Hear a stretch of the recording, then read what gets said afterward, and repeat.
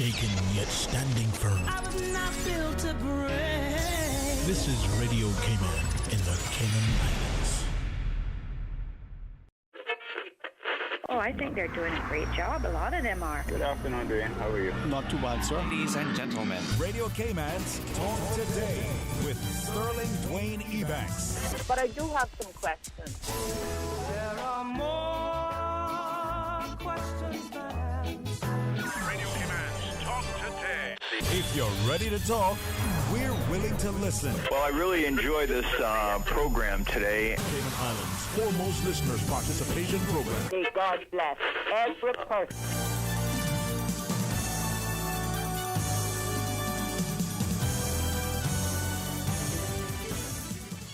Hey, good afternoon and welcome. Can you imagine it's already Thursday in the month of January?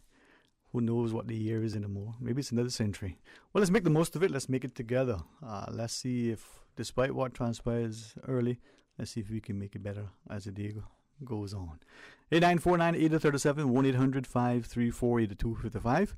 Stay tuned for Talk Today. Talk Today is brought to you by Subway, open 24 hours in Countryside, Anderson Square in Georgetown, and Centennial Towers in West Bay. And by the Ministry of District Administration, Tourism and Transport. Explore your history, explore your land, explore your sister islands. MedLab in Smith Road Plaza, your complete medical laboratory solution. Call 949-7331. And Savannah Pharmacy in Countryside Shopping Village, convenient opening hours including Sundays and holidays. Radio Cayman's Talk Today, the Cayman Islands foremost listeners participation program. We ask our listeners to avoid statements or comments which are abusive, derogatory, malicious, or defamatory. Do not use any indecent language or make any statement which is false or misleading. Email talktoday@candw.ky or call 1-800-534-8255. Courtesy of Flow. Cayman's #1 network that connects you to your world like never before. Let your voice be heard. Once again, here's your host, Sterling Dwayne Ebanks.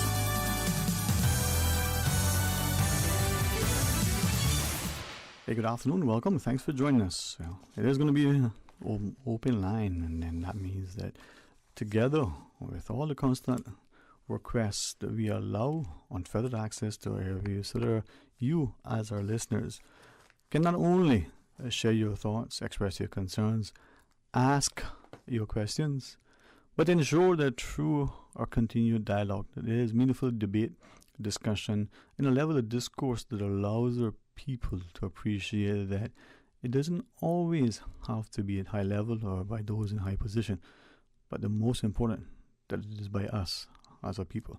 Let's go to our phones. Good afternoon, welcome, thanks for calling.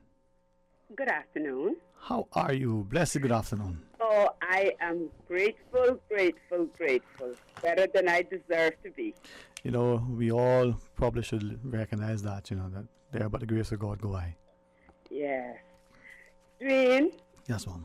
I have two complaints today. Mm-hmm.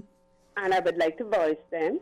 I hope that the people that are responsible are listening and perhaps would call in and give some kind of clarification as to what's happening. One is with the banks. I'm sure you know that the banks have changed their hours of business. Some have closed locations. And I don't know why they think that this is going to help with the COVID situation. Because if you have less time and less locations to get to somewhere, you're going to increase crowding. Okay? So I would like them to really rethink that. Because I figure the more locations you have to go or you can choose from, and the more hours that you can choose to do it in, it would make your crowds smaller. But maybe that's just my backward way of thinking. Anyway, so then there is a bank on the island.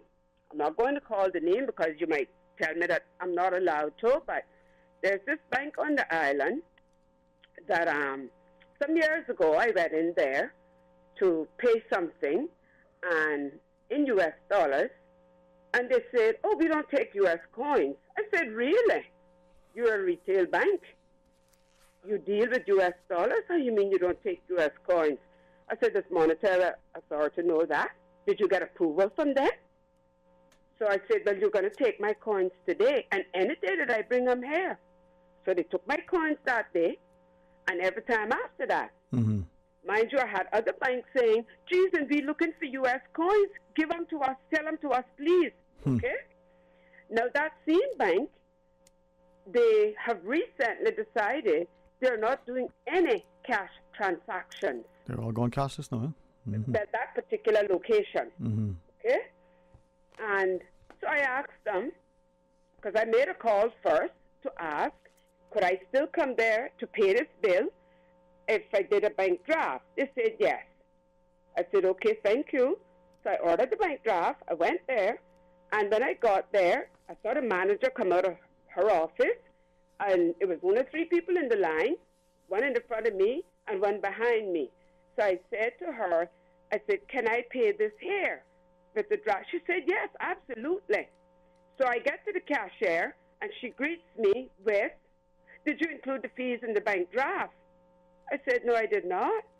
I said, you all always said you can't do that because the draft has to be made payable to Mr. X. Mm-hmm. The fees belong to you. Oh, but we can't accept the cash and blah.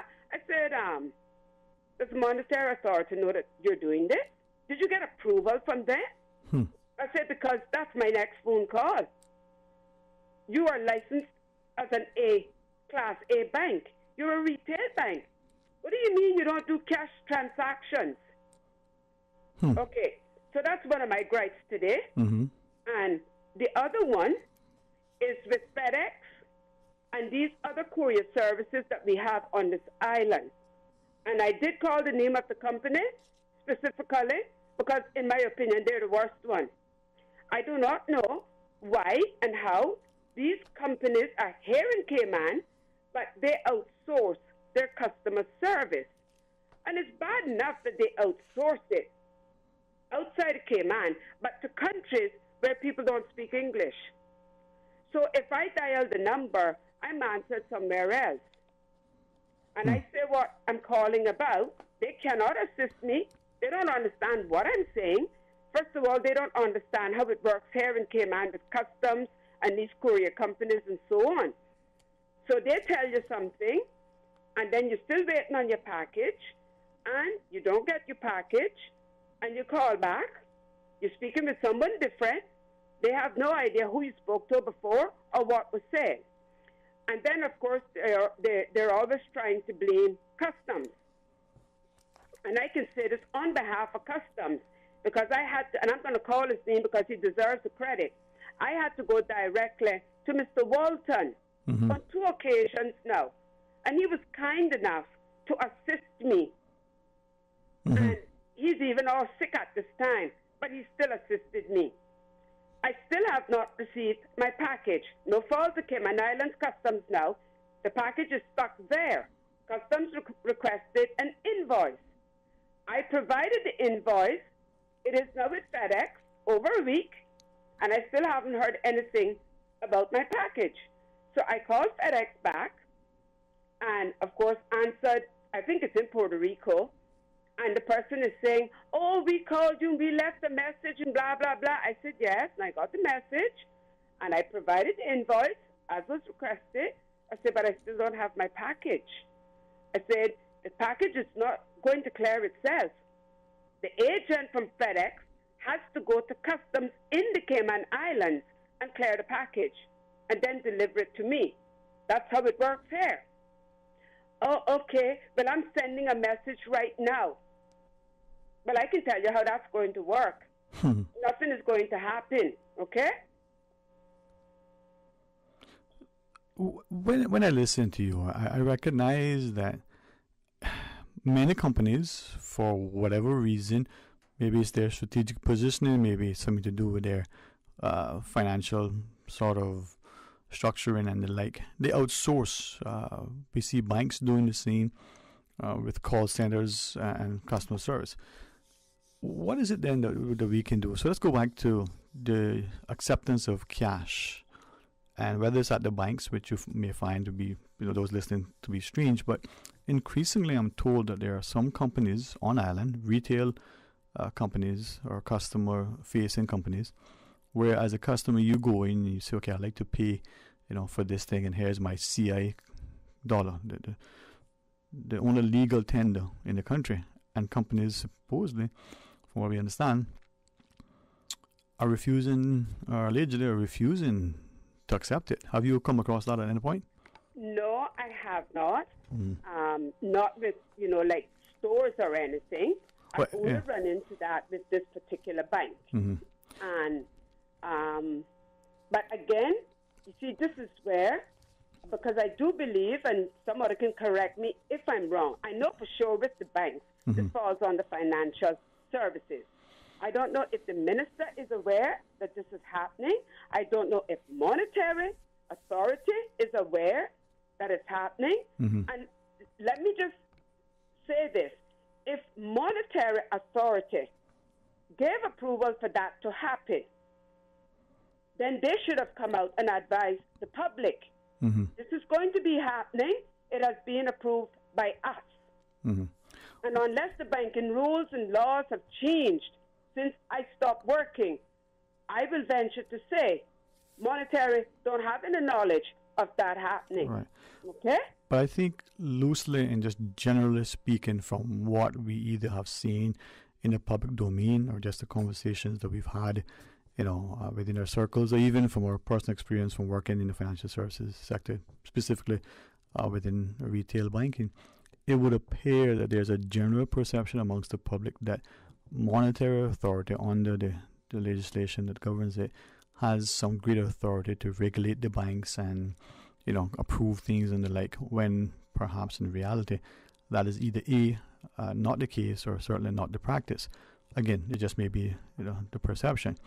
But secondly, it would appear then that for some reason banks generally, just banks in general, are able to set their policies and through their banking associations or their practices internally to do. I mean, take for instance, the fees that people have alleged that banks are able to charge, the incessant complaints that customers may have about certain practices, but whether or not they're grounded in reality, just the customer's experience.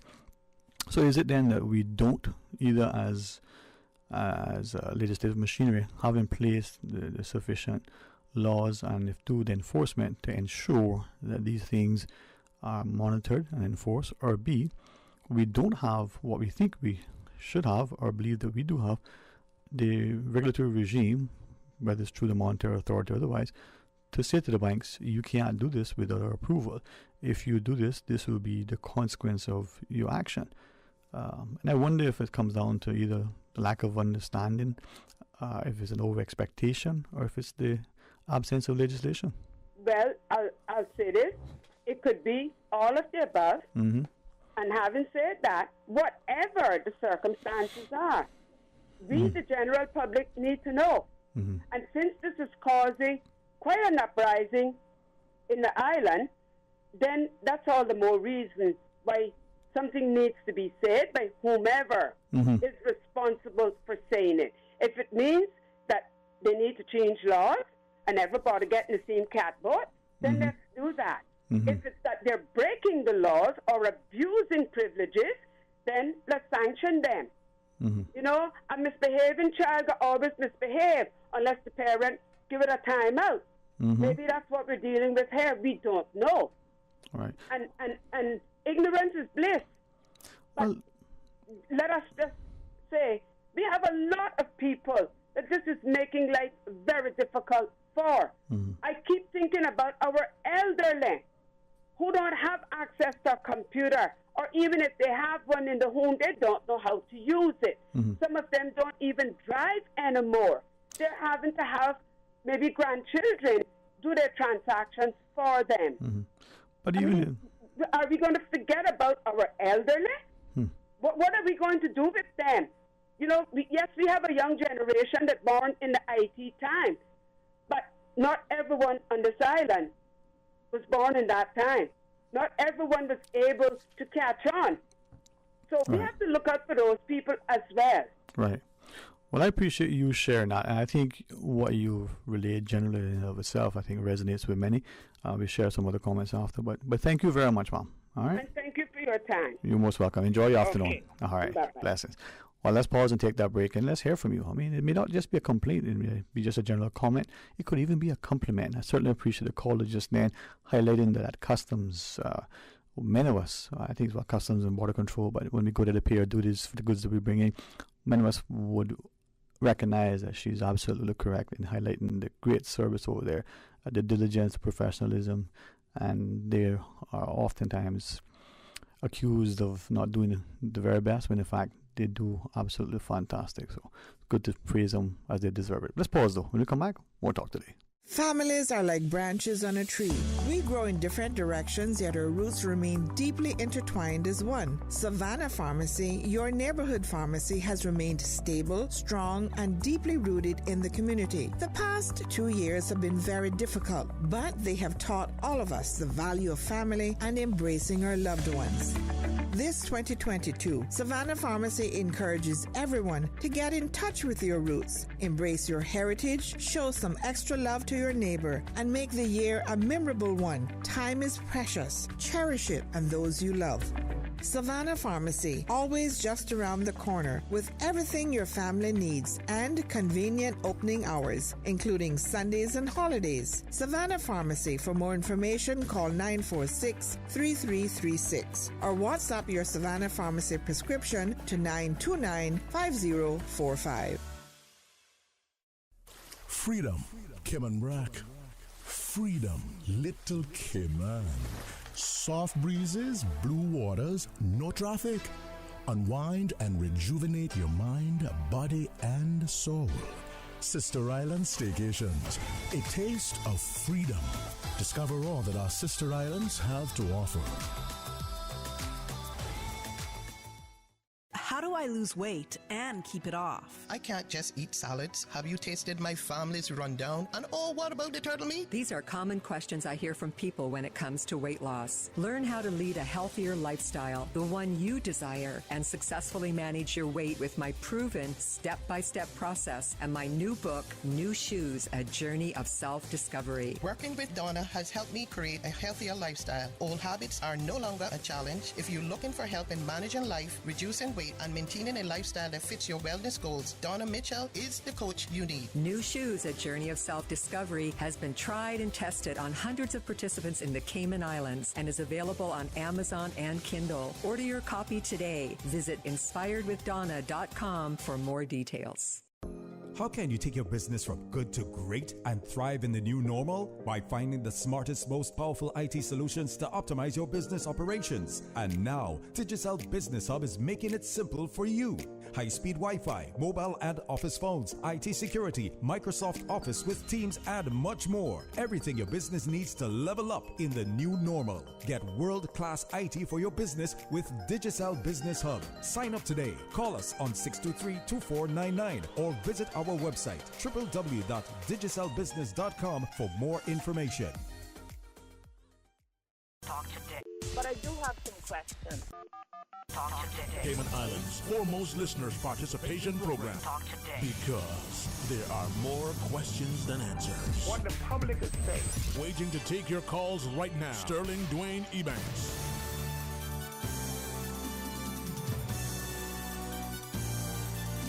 Hey, good afternoon. Welcome back, and thanks for joining us. It's Open Line. Man, whether we're masked up or whether we're just ready to sit and eat and enjoy, well, we're learning as we laugh. Let's go to the phones. Hey, good afternoon. Welcome. Thank you for calling.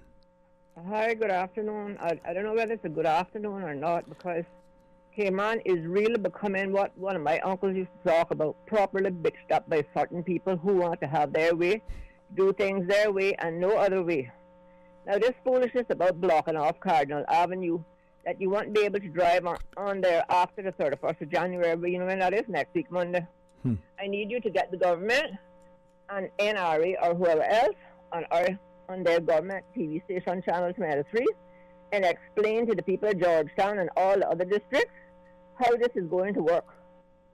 You know what they need to do? Fix the roads in Georgetown that need fixing up. We feel like it's violent on trampoline all the time. Down on Eastern Avenue in front of Kirk Home Centre, Cayman distributors and on a Holiday coming up to Crew Road. All that road needs fixing. That's what they need to fix. Not make a mess of foolishness, wasting money.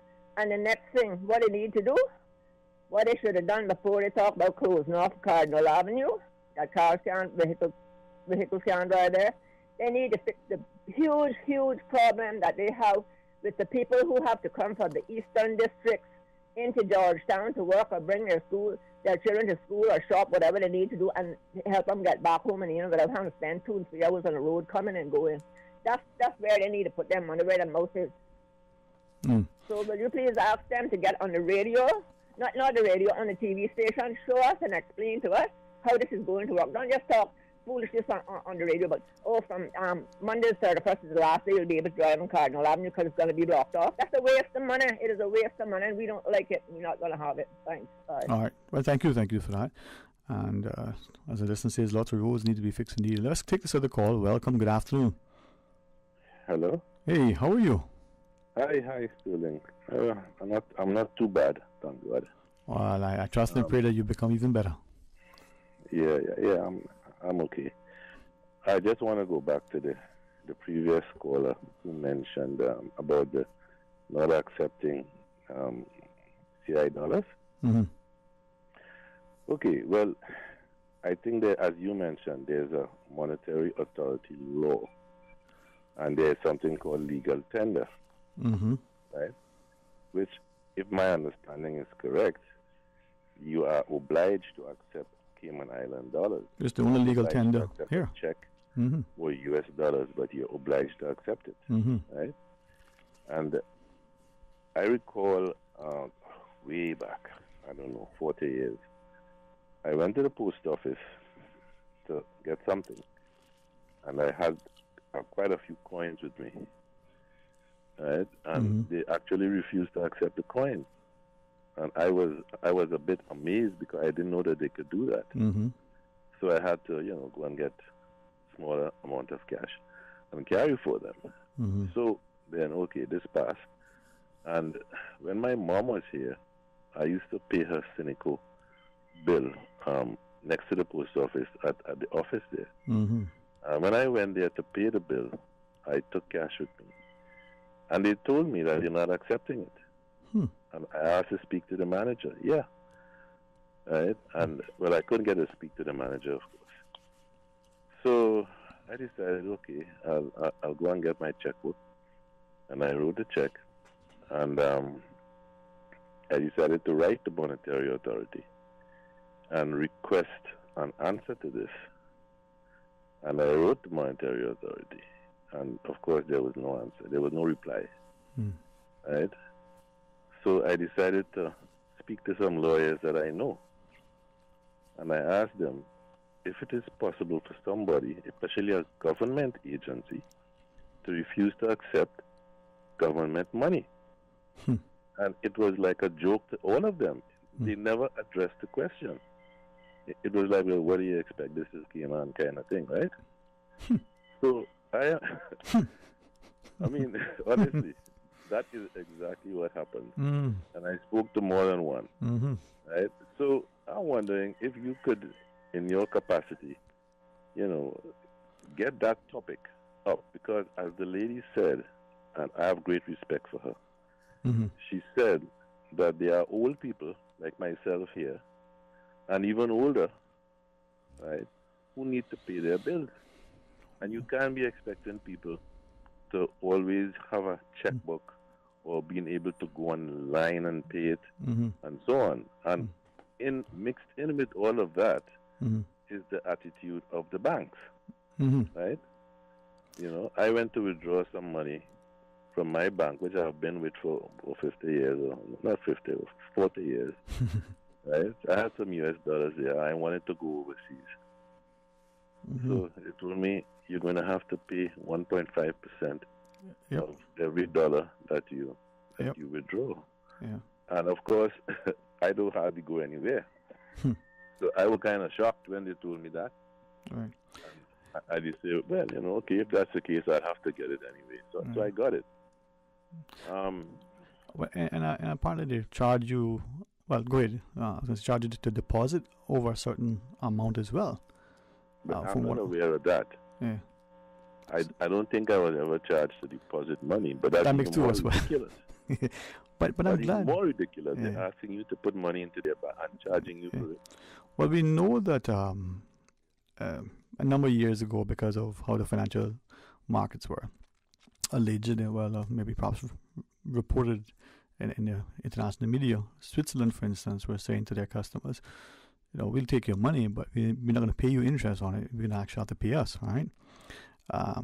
And that was a bit of an interesting development. I don't know if it still exists. I think like you, we don't have Swiss accounts, right? But jokes aside, I'm glad that you and the caller raised this issue, because in the last few weeks, a number of callers have a call. I have informally asked a few people, just off the record, just for my own edification, expressing what I've experienced personally and what has been relayed to me that I take at face value and say, you know what? And increasingly, it seems like the practice of other jurisdictions, Europe and the US in particular, trying to move allegedly to a cashless society. Now, this is not something that is this year, last year. This has been a move for a while. It seems that what is attempted here or desired in some quarters. And I've come across a couple of things. One, the complaints, maybe it would be the easiest word to use right now, that many have had relative to banks and their practices and fees and how long it takes to clear a local check, and the fact that if you come there as a non-customer with their check, you're charged varying amounts to cash the check. To if you come to pay, let's say your credit card, you can't pay it over the counter. You have to deposit it. If it's after a certain time of the day, you can't do it because the processing is done elsewhere and is already cut off. The bank refuses to take it. All sorts of things, right? One or two have shared that they've gone to Monetary formally, I presume, and Monetary say, really, we can't do anything. Our laws don't cover that. I've heard from people that they've gone to banks and can't withdraw certain cash, or gone to businesses and say, I want to pay this amount in dollars, not just coins. And they say, no, we don't take it. And I gather from, again, what was relayed to me by this lady, whom I have no reason to doubt the veracity of what she shares. She says she got irate. She says, listen, the amount isn't much. I'm not going to use my credit card, my debit card, my checking account. Here's the $2 little of cash. This is CI cash for CI bill in the Cayman Islands, and you have to take my cash, because that's the only currency that's legal tender. I'm glad you said that, right? And there was a big argument, presumably. Yeah, well, Sterling, I don't have a problem with institutions making their rules as long as it's reasonable. I don't think a lot of them are reasonable, but at least it's not a law that you're breaking. Right. But when you refuse to accept Cayman Island dollars, you are breaking a law. Right. That is a law. The Monetary Authority didn't make that law. They have to enforce it, if I'm correct. And in fact, it's a police matter. Yeah. If you break a law, like if you go to the court and you lie, perjury, right? Yeah. You lie and, people recognize that you lie. It's a police matter and a courthouse matter. Not everybody has the money to take any business to court, right? Because they won't accept dollars. But I think the Monetary Authority, if they are the regulating body, I'm not sure, but if they are, right, then they should recognize that and act accordingly. Yeah, but I think not just ignore complaints time after time from different people, just because you can't do it and nobody is going to penalize you because you're the Monetary Authority or whatever, right? Right. You need to act or make a statement, clarify. You understand what I'm saying? Exactly. Well, I'll just ask Ms. Susan just to 1 second delay the break so that we don't eject the conversation too much. And to the two callers waiting, asking, talk is talk, right? And as we share with you, right, I think one of the challenges is that perhaps the Monetary Authority isn't empowered on the legislation to do the things that we as a public think that they should be able to do, right? And it may be that they are, and for whatever reason the policy and practice isn't, but maybe they're not, and perhaps we can ask formally or informally as to the status. Now, this is where I think the public's education would help, but also take the example of the lady who said she was, not afraid to share with the business what was the law and what should be acceptable in terms of taking her cash. But the consternation of the others in line, as if she was belligerent and just being privileged, when in fact, she was just standing up for what is legal and what is right and what should be just. So maybe we as a people are willing to allow nonsense to prevail because we ourselves are either afraid or we are ill-informed. A lot of people are afraid. Mm-hmm. They're afraid to say what's on their mind. Right. Yes, sir. And that has always been the case in the Cayman Islands. So whatever, whether it's because you're on work permit, or you're applying for status, or you don't want to lose your job, or you don't want to lose business for your company, all of that right, may be part of it.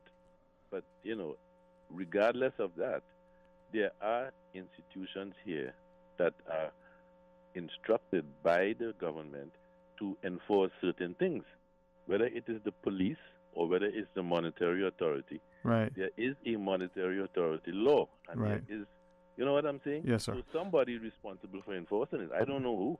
Well, we're making a note to ask and to see if there can be some understanding on our part. But thank you very much for sharing that, sir. All right. Thank you.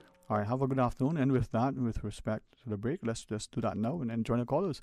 Stay tuned, please.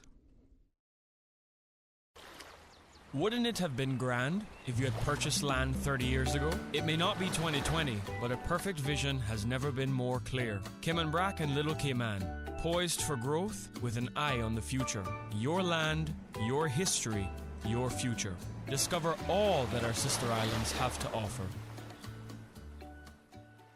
You see how hard it's raining? Yeah, and I don't have time to fight traffic and get my lunch from Subway. I have so much work to do. Why don't you order Subway by using the Let's Eat or Bento app? Save time, stay dry, and get your sandwich fast. I never thought of that. Great idea. I'm going to order now. Order me a veggie pizza while you're at it. And a cookie platter for the office. Too busy at work or home? Is the rainy weather stopping you from dining out? Order your favorite Subway sandwich, wrap, or pizza through the Let's Eat or Bento app with fast and reliable delivery. Subway, eat fresh. For medical lab services in Cayman, go straight to MedLab. For a full range of medical services, pleasant, clean and comfortable environment, no long lines and affordable fees, visit MedLab at the Smith Road Plaza. Open Monday to Friday, 8:30 a.m. to 5 p.m. and half day on Saturdays. Call 949-7331 to make your appointment. For medical lab services in Cayman, MedLab. Ask our professional team about the benefits of cutting-edge technology with MedLab's new state-of-the-art digital mammogram machine. Your Radio Cayman 6 p.m. news, Monday through Friday, is brought to you by Logic. Your life connected. Talk today. But I do have some questions. Talk today. Cayman Islands' foremost listeners participation program. Talk today. Because there are more questions than answers. What the public is saying. Waiting to take your calls right now. Sterling Dwayne Ebanks.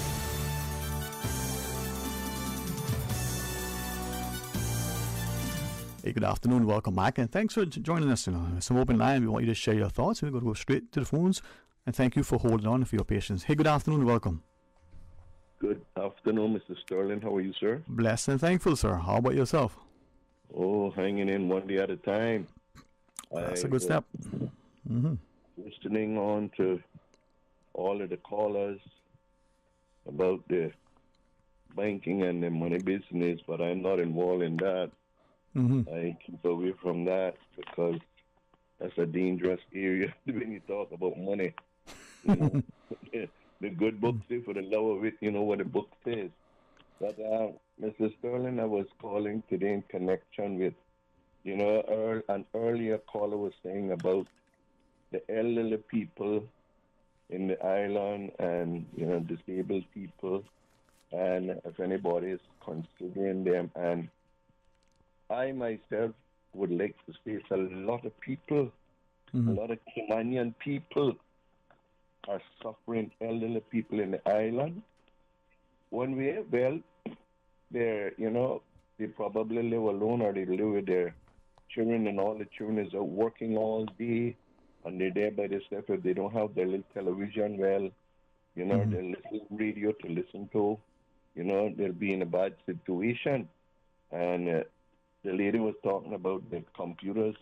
A lot of the elderly in Cayman didn't grow up with computers. They knew nothing about computers, and they lived their life not interested in learning anything about computers and stuff like that, And I had the opportunity to speak with the premier this week, because in 1981, if you get a Nor'Wester newspaper in 1981, you would see in the community report a headline called "In the Cause of the Disabled."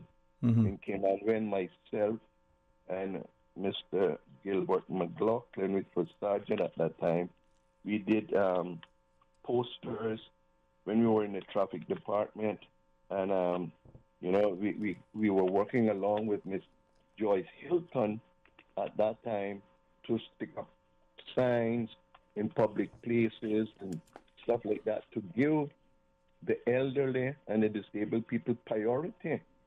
I go in places here in Cayman, government places, and they don't give the disabled people priority and stuff like that, And I wish I gave the report, which I added another little piece on to the newspaper, 2 newspaper companies on the island, and I couldn't get neither one of them to publish it. I don't know why, but well, one actually was charging me too much to write the article, and then the other one didn't get back to me at all. And, it's very interesting to know that a situation for the elderly people in Cayman are not being recognized, because I know in other parts of the world that I travel, disabled people, pregnant people, they get priority about everything else. And I mean, the disabled people, now we got to remember that they were part of us and they were young as well. But now they're unable to help themselves and they need assistance, and some of them don't drive anymore, and they go about and stuff. But it is good if you could pick up that Nor'Wester report. And it was in May 1981, and Ms. Hilton said that it is hoped that in August the medical department would give presentations through talks and interviews on the radio and in the press. Ms. Hilton emphasized that the committee is seeking as such involvement from the public as possible, So I don't know, Mr. Panton said he would look into it. He said that there's laws in place still, but if there are laws, I don't see any being enforced, because I don't see any in supermarkets. I don't see, not all the banks have for disabled prosperity. I know the credit union has, I know Royal Bank has, but many other public places that government run facilities, and they don't have it, and the elderly people in Cayman is suffering. So at the time they don't have people to visit them and stuff, I go to look for the old Caymanian people and sit down and reminisce with them, Right. And it is very bad, because this society is not worried about them at all, Right. Well, I appreciate you sharing that, and thank you for that. And as we, go to the next caller, listener shares that, we should realize that, even as the person on this side, some of these people will get, like you said, get to the elderly age at some point too. Let's take the other call though. Hey, good afternoon. Welcome. Thank you for calling. Hello. Good afternoon. Yeah. Hi. Welcome. How are you doing, Dwayne? Hey. How are you? Hope you're having a good day. Yes, a good day under the son. All right. First, you are talking about monetary authority and money, and I think we have this monetary authority to control in Cayman. You go to a bank, in a Caymanian or a resident, go to the bank to change his check. Some banks charge $5 to change the check. Some banks take $1 or $2. One take $1, other took $2. So it's different fee. Mm-hmm. It seems those banks is not controlled, or monetary authority are lazy to do their job, and they are not doing a good job in this country. And the reason I say this, not just this issue with the fee in changing check. This is concern every citizen in this country. This is important for every citizen in this country, Caymanian or non-Caymanian. When they go Friday to change their check, they pay different fee in different banks. Do we have 3 laws in this country or different laws? Laws apply for the poor people and laws apply for the rich people. When somebody transfers $1 million from a private bank in click of a keyboard, he don't pay the $5. But a Caymanian who work all day under the hot sun have to pay the $5. What type of monetary authority we have? That's one. Second fault for this monetary authority is the Western Union issue. Number one, under the PPM government, God forbid they come back, and I hope I don't see them back in government any time sooner in 100 years. They bring Grace Kennedy to Cayman to operate Western Union here. They Grace Kennedy who decides the rates of the dollar, CI dollar and US dollar, how much to send the money. The poor person working in construction under the sun, landscapers, whoever working, hard working people want sent to feed their family money. The rate is who decides that is Grace Kennedy, not monetary authority. So why we have monetary authority in Cayman? If monetary authority in Cayman don't control, number one, the issue of the fee for a check. There is a one law in this country and one law in this country, not 2 laws. Right. Every bank do what they feel like. Right. Would you forgive me for asking you? I want us to discuss it because there may be some clarification and a better opportunity to understand. We do have the news, though. Do you want to continue after the news or call back later? Okay. We'll let a caller decide, and then we'll take the news. And it's a call not to complain or beat up on banks or monetary authority, but maybe to understand that there's a level of financial literacy and there's a proper expectation of what the laws are and its enforcement, or maybe even introduction and amendment. So stay tuned. We'll talk today. Follow Radio Cayman on Twitter. All the latest information, breaking news, community events, and more. Follow us at twitter.com/Radio Cayman. Today's biggest news. Radio Cayman. Your voice, your choice. Local, regional, international. This is headlines from Radio Cayman's newsroom. Today's biggest news. With your latest headlines, I'm Felicia Rankin-Solins. The Cayman Islands government has published the Immigration Transition Law, Temporary Work Permits, and Business Visitors Permits regulations. You can check out the full regulations online at dlp.gov.ky. In international news, portraits of 7 of the UK's last remaining Holocaust survivors have gone on display at the Queen's Gallery to mark Holocaust Remembrance Day. The Prince of Wales, who commissioned them, said the portraits would be a permanent reminder of their experiences and are a living memorial to the 6 million Jews killed by the Nazis. Australian scientists say they have discovered an unknown spinning object in the Milky Way that they claim is unlike anything seen before. The object has been observed to release a huge burst of radio energy for a full minute every 18 minutes. Researchers say something that turns on for a minute is highly unusual.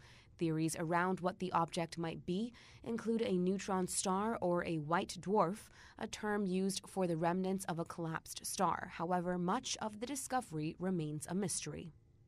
Prince Andrew has denied being a close friend of convicted sex trafficker Ghislaine Maxwell in a legal response to the woman who is suing him in the U.S. for sexual assault.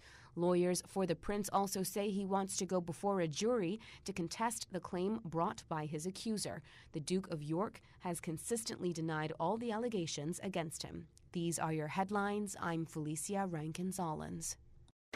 For the latest in news and information, follow Radio Cayman on social media, Facebook, Instagram, Twitter. Download the Radio Cayman app or log on to our website, radiocayman.gov.ky. Radio Cayman is pleased to feature this special Sister Islands historical vignette brought to you by the Ministry of Tourism and Transport.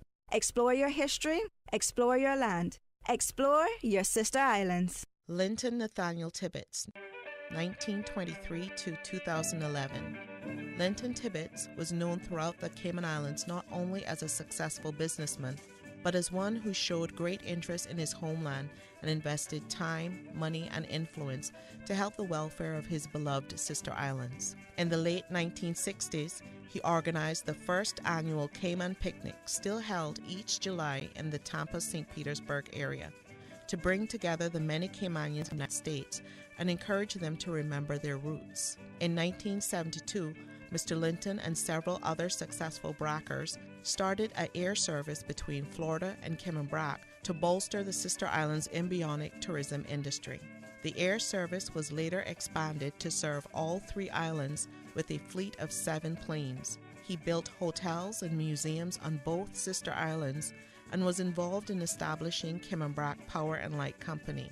Although his career was primarily devoted to operating his chain of building supply stores in Florida, he always visited the islands frequently and maintained close ties with his family and friends in Cayman. Mr. Linton and his wife Pauline, Miss Polly Nee Inix, had 4 children.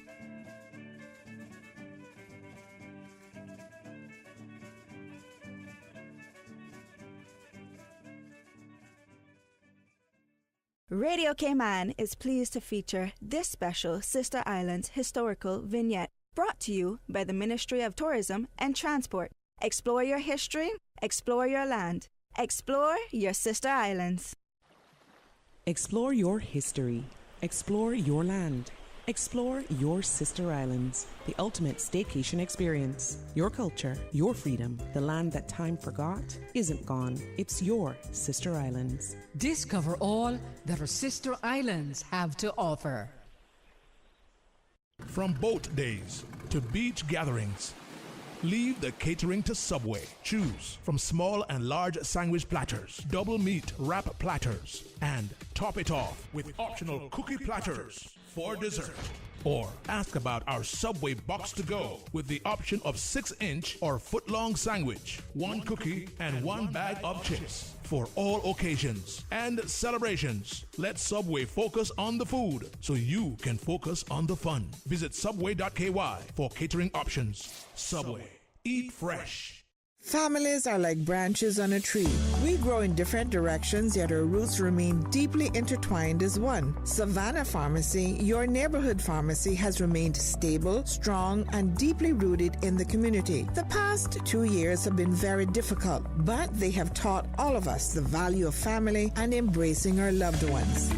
This 2022, Savannah Pharmacy encourages everyone to get in touch with your roots, embrace your heritage, show some extra love to your neighbor, and make the year a memorable one. Time is precious. Cherish it and those you love. Savannah Pharmacy, always just around the corner with everything your family needs and convenient opening hours, including Sundays and holidays. Savannah Pharmacy. For more information, call 946-3336 or WhatsApp your Savannah Pharmacy prescription to 929-5045. Talk today. But I do have some questions. Talk today. Cayman Islands' foremost listeners participation program. Talk today. Because there are more questions than answers. What the public is saying. Waiting to take your calls right now. Sterling Dwayne Ebanks.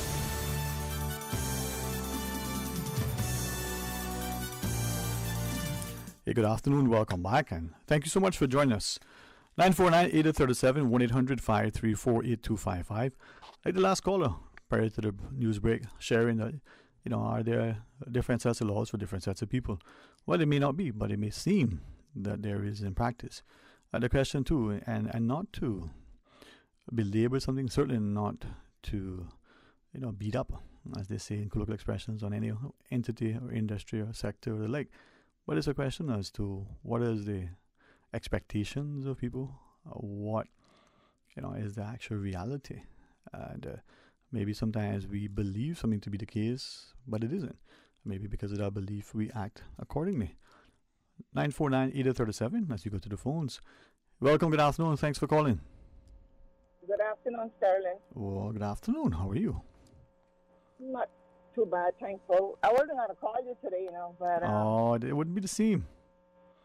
I've been thinking about all the things that Mr. Bryan said that he's going to be looking into on our roads and so forth. Right.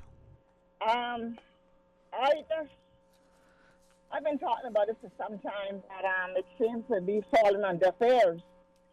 We got a lot of land services on this. Actually, I just tuned into the radio. Okay, I just got in my car. Well, thank you. We have a lot of land service on the island. Mm-hmm. We got a lot of boat owners on the island.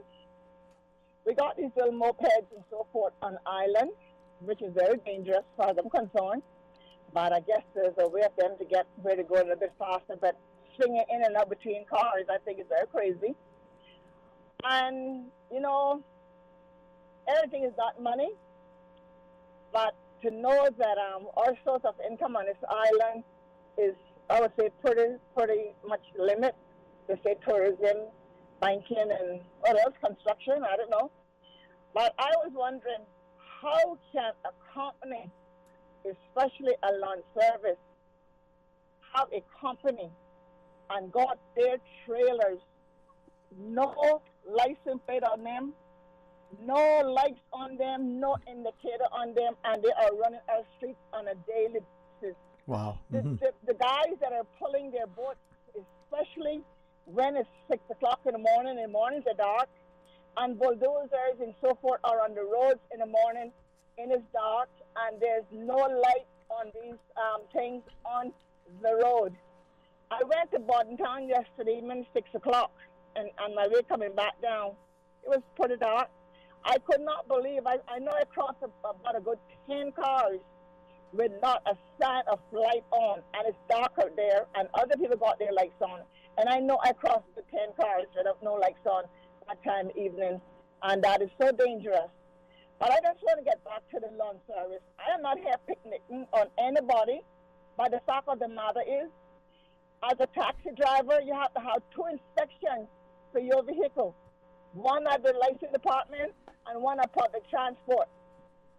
And if it's not in their liking, we can't run no tax on the road. For the time that we do inspection, we do inspection once a year. Things can happen within that one time a year, right? Mm-hmm. Don't get me wrong. Right. But to see how many stuff is on the road and not being licensed and not out here protecting pedestrians, drivers, kids getting off a school bus, and so forth. Mm-hmm. I know the first thing I say, the pandemic is on, and why you want to put more debt on people to pay government to have a license and a light on their vehicle and so forth. Let me tell you something, Sterling. The lawn service, the boat pulling, the bulldozers, and so forth hasn't stopped since this thing been in effect. I think there should be some law that they have proper license and they should have a license plate on their trucks. And we got some little homemade pullers now that they pull their stuff in. That is unacceptable on our roads. It has no indicator whatsoever. You don't know where it's going, left or right. You understand where I'm coming from? All of that needs to be looked into. I was really focusing on what Kenneth said yesterday, and I take my hat off to him, and I just hope that it's going to be the walk and not the talk. Don't just come on the air and scare people, and they listen to you today and never see nothing happen in 30 days, and then they continue doing the same garbage. And like he said, we got the next generation got to know that this is not how Cayman was, and we got to nip it in the bud now. If we don't, they will come up with the same low mentality. And the low mentality is what destroyed our country. I'll never forget, Sterling, one time at school, a little kid crossed the garbage bin and threw his soda can on the ground. I said, why you throw that there when the garbage bin is right there? You know what his words was to me? Oh, they're getting paid to pick that up. I said, really? You must be careful because you never know. One day you may be drawing the garbage truck and will disrespect you, young man. Yes, ma'am. Well, you know what? Because you've referenced even the derelict vehicles on the roads. All right? Bye. Okay, take care, mother. Let's take one other call. Welcome, good afternoon. Thanks for calling. Hello, good afternoon. Yeah, hey, can you hear me? I can, yeah, I can. Are you able to hear us? Oh, I can hear you good. Okay. Sterling, it's your long-lost friend from West Bay. Glad to find you back. Yeah. And you know what? I, too, was not going to call you today. Oi. Since I'm just echoing that last caller.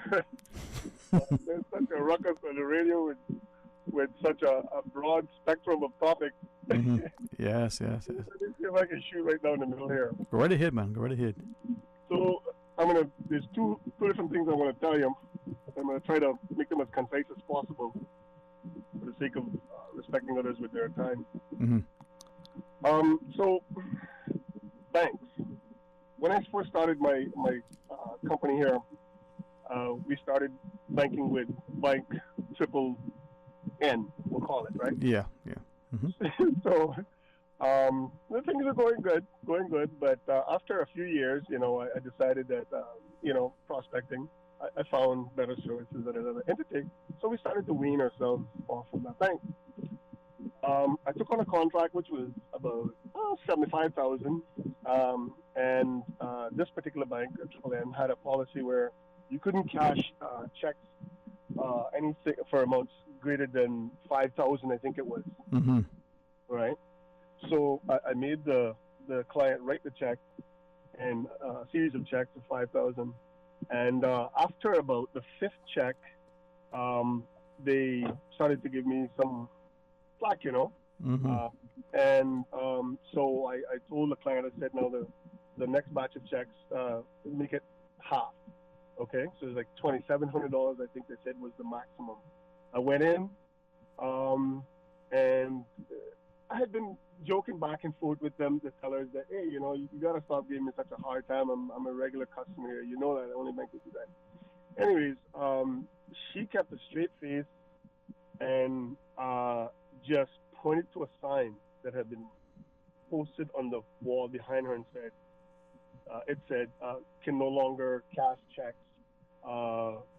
any checks over X amount of dollars, I remember exactly what it was.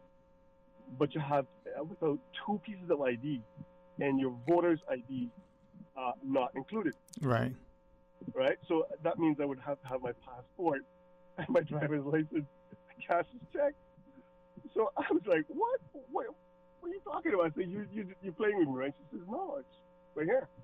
And the regional manager was standing right there behind the counter with her.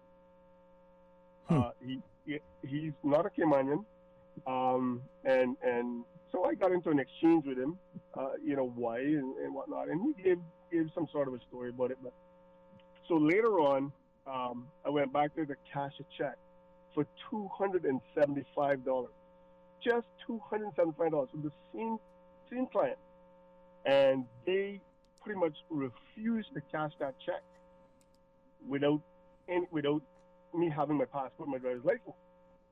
So I called the manager out and I said, "Come on here, I want to show you something." I mean, the place was packed with people. The line was to the door.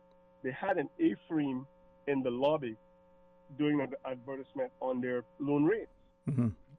But they had it titled, well, let me just say what I said to her. So I called her and I said, with all of this heat that you guys are giving me, I want you to take a look at this A-frame that you guys have posted here for your customers and tell me what you see wrong with it. She looks at it, and she says, "Oh my God, you girls, can't you see that this, they had like a where you spin the wheel kind of thing? Mm-hmm. It was upside down."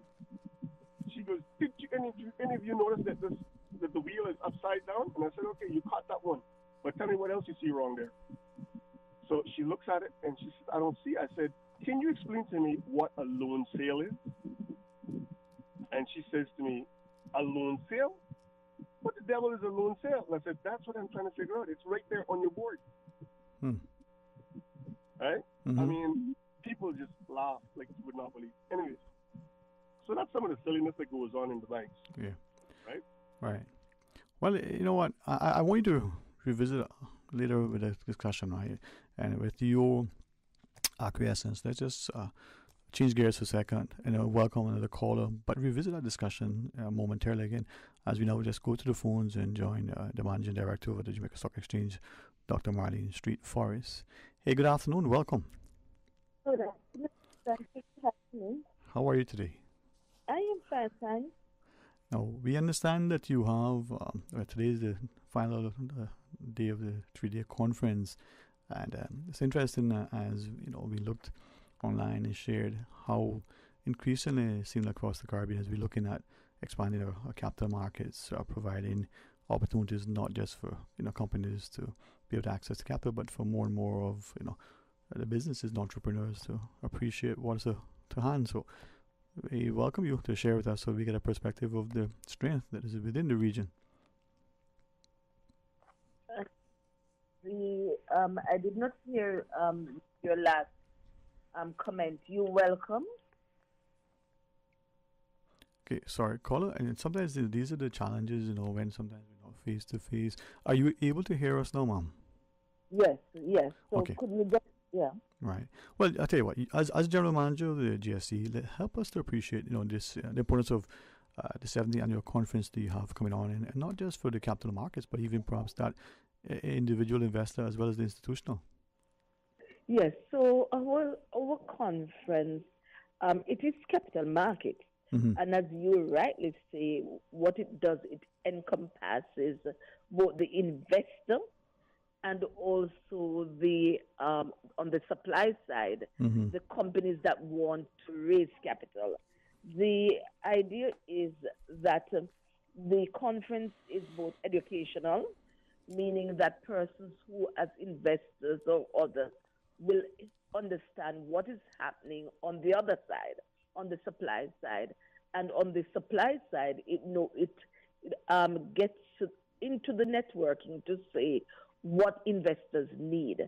It is really a time when we showcase all of what is happening in capital market development to allow for the growth and expansion of the SMEs, the larger companies, and just the trends and products that we as Caribbean people should know about as we move forward, which is why this year our topic is positioning capital for growth, facilitating, mobilizing, and expanding. Mm-hmm. And what we look at, we are looking more on, issues such as digitization, issues in relation to education of the regional or regional people, just looking at areas of the ESGs, environmental, social, and governance issues, mm-hmm. seeing that we are a small island state.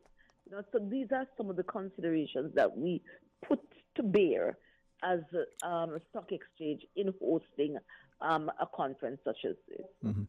And I think as I listen to you, we can, whether we talk about ABS or even subprime mortgages, and we go back to what may have transpired just less than a decade and a half ago, in the global economy, for some reason, those of us in the Caribbean and Latin American region may not have suffered the same losses and impact as an economy as the G7 nations may have experienced because of their lending practices and approaches. Is that something to do with the cautious approach that we take?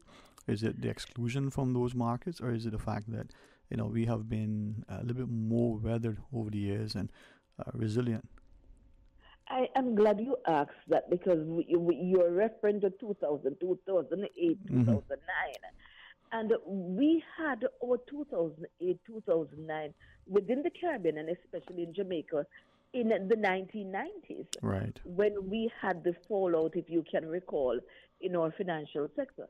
And when that happened, what we did was deliberately put in the sort of infrastructure and governance that would be required. So even where there was contagion in respect to the 2008-9 debacle in the United States and the developed countries, we were not as hit in the Caribbean, certainly not in Jamaica.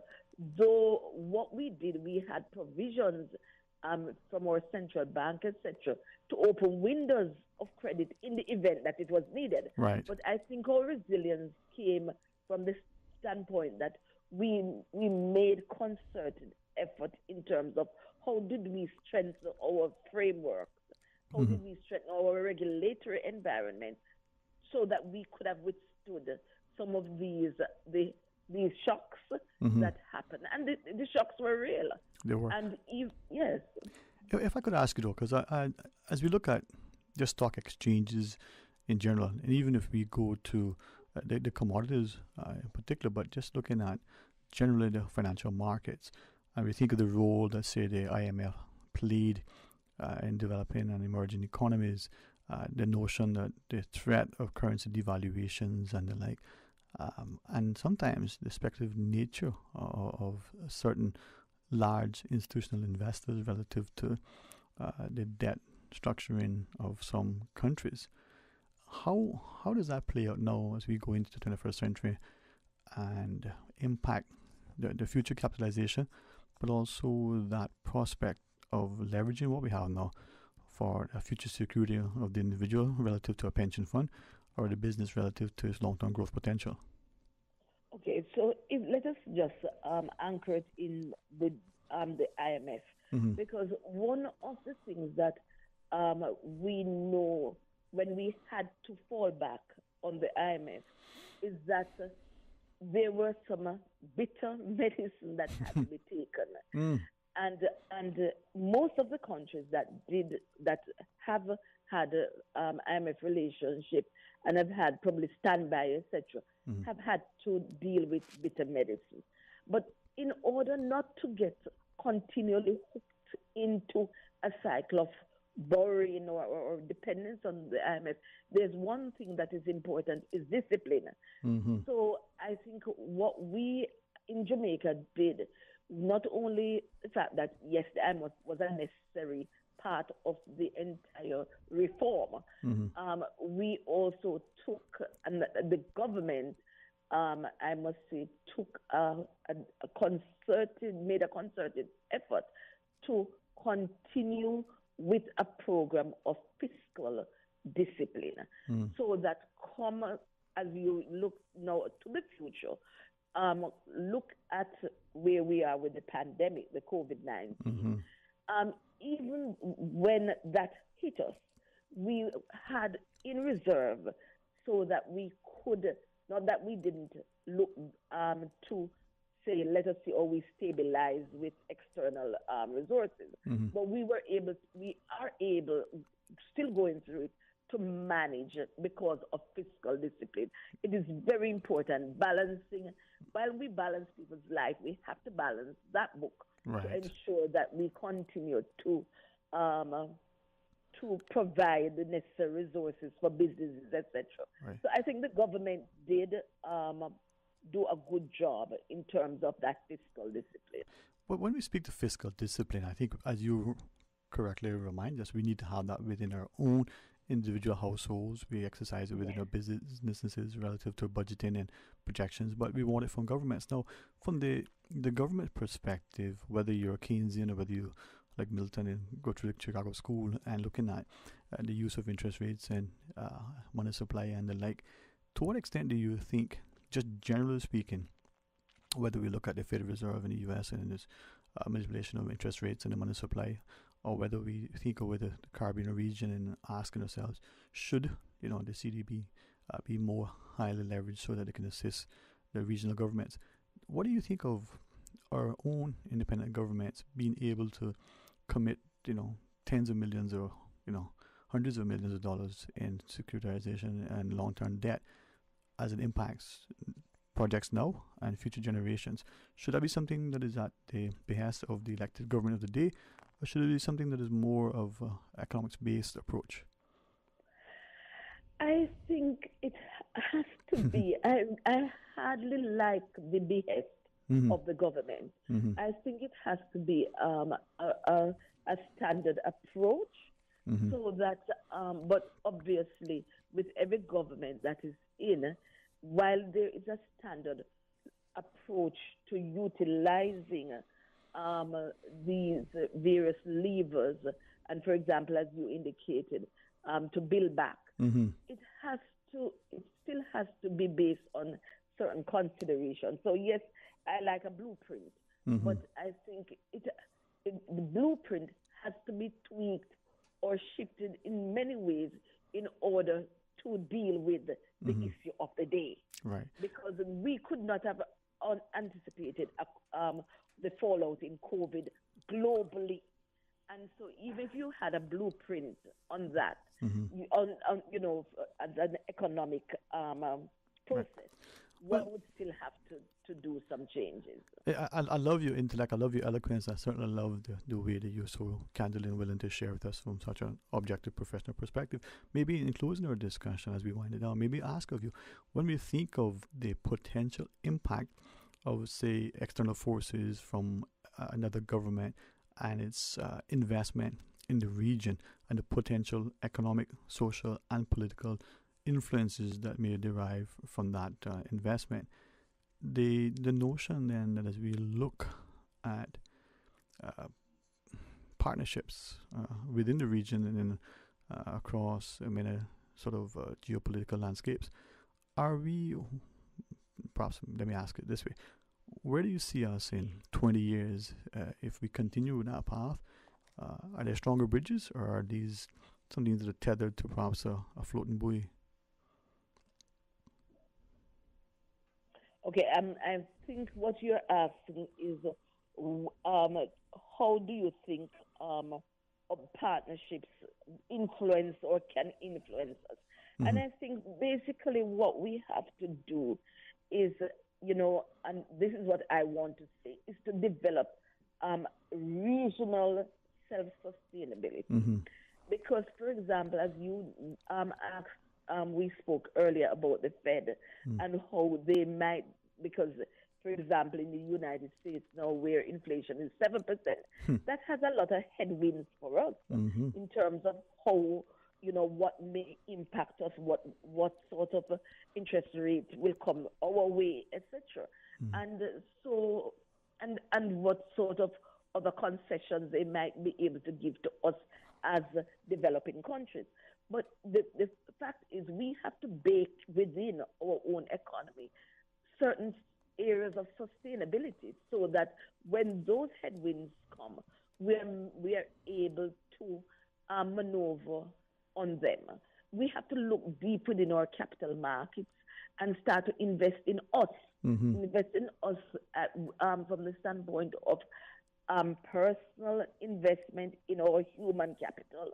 And then we also are going to have to take the decisions to invest in us in terms of what we can pretty much bring to our own sustainability and what we can offer to the global marketplace.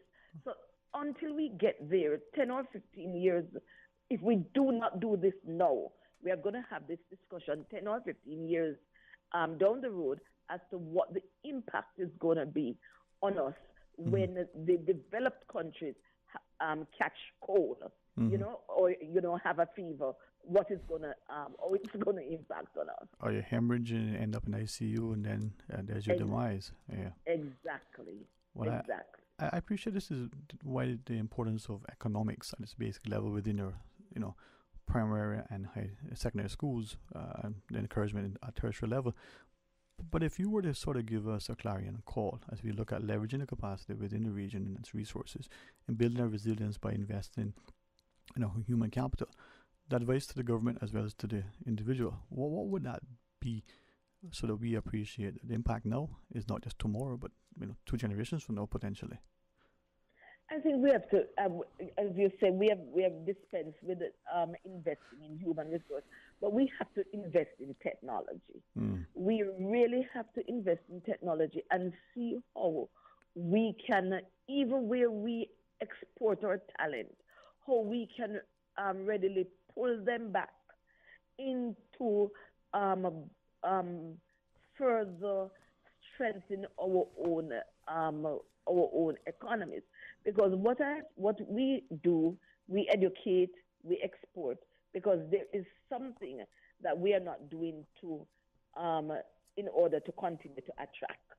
So the fact is that one of the things that we have to look at is how do we attract and continue to maintain and continue to hold the best and brightest of us. Because it is through that and technology that we are going to not be considered each time as developing, but not because we are small islands, we cannot be developed. So this is where I think the rubber is going to hit the road, is how do we advance our economies such that it is sustainable, and also that the external economies depend on us for something, So this is, to me, some of the areas that we have to look at. Well, I appreciate you sharing, because I think as we listen to you, maybe for me, I'm taking away that as a region, and we can expand it to be not only the Caribbean but Latin America, we start to look within, not just as a capital market or a common market or even a single economic union, but the notion that we have a resource here, and we should not let it to be exploited by external forces only, but we should try to embody that so that we have that shared utility within our region, so that mobility of capital and labor moves more freely, easily, and without the great restrictions. So you've encouraged us. Thank you so much for that. And I just believe that we, as in the Caribbean, can be the United States of the Caribbean. There you go. Let us band together. Let us see where our commonalities are. Let us exploit our differences, and let us say, look, what do we have in common to export to the world? And we do have some of these, but if we work together, I think, we can do better. You know what? We expect better of ourselves as we raise the bar and encourage others. Thank you very much. And I was the managing director of Jamaica Stock Exchange, Dr. Marlene Street Forrest. And I think, as we hear the intellect, we recognize the passion to uplift of everyone. So thank you very much, ma'am. It was a pleasure. Always wonderful to speak to the ladies who epitomize that service and sacrifice, and to showcase that within our Caribbean society we have greatness. So thank you very much, ma'am. Thank you. Bye-bye. Have a wonderful afternoon. And, you too. This is where we live and learn. If we just show a little bit of love and patience, they say go a long ways. All right, we're going to pause now. We're going to continue open line when we return, and I trust that you can call and get through. So stay tuned for Talk Today. You can now book and pay online for your certified lateral flow test at www.hsa.ky/appointment. It's fast, easy, and convenient. Certified LFTs are $25 per test per person. HSA's testing center is located at 131 Center, McClendon Drive, behind Foster's Airport. Walk-ins for certified LFTs are also available. Need a PCR test for travel? These are now only $75. Visit hsa.ky/appointment for more information. A couple means two. Whether it's your spouse, significant other, or bestie, couples who sweat together stay together. King Sports Center is offering a gym and bowling special this Valentine period. Get 2 annual Powerhouse gym memberships for $750 starting from February 6th and ending on the 14th. Receive a free self-defense class for 2 upon purchase. At Kingpin Bowling, couples can get 2 games and 2 glasses of wine for only $40. The bowling offer is from February 11th to the 13th only. For more info, call us at 946-5464. That's 946-5464. King's Sports Center, your second home for fitness and recreation, celebrating 20 years of service. For medical lab services in Cayman, go straight to MedLab. For a full range of medical services, pleasant, clean and comfortable environment, no long lines and affordable fees, visit MedLab at the Smith Road Plaza. Open Monday to Friday, 8:30 a.m. to 5 p.m. and half day on Saturdays. Call 949-7331 to make your appointment. For medical lab services in Cayman, MedLab. Ask our professional team about the benefits of cutting-edge technology with MedLab's new state-of-the-art digital mammogram machine. Radio Cayman, maintaining the innovation. On a daily basis, making it easy to connect with you, our listeners. Add us to WhatsApp today, 925-3261. That's 925-3261. Radio Cayman. Send a text or voice note. Can I send a request, please? You don't really have to ask us. Just send a request. This is a shout out to my ex. Radio Cayman, the voice of the Cayman Islands. Radio Cayman, maintaining the innovation. Families are like branches on a tree.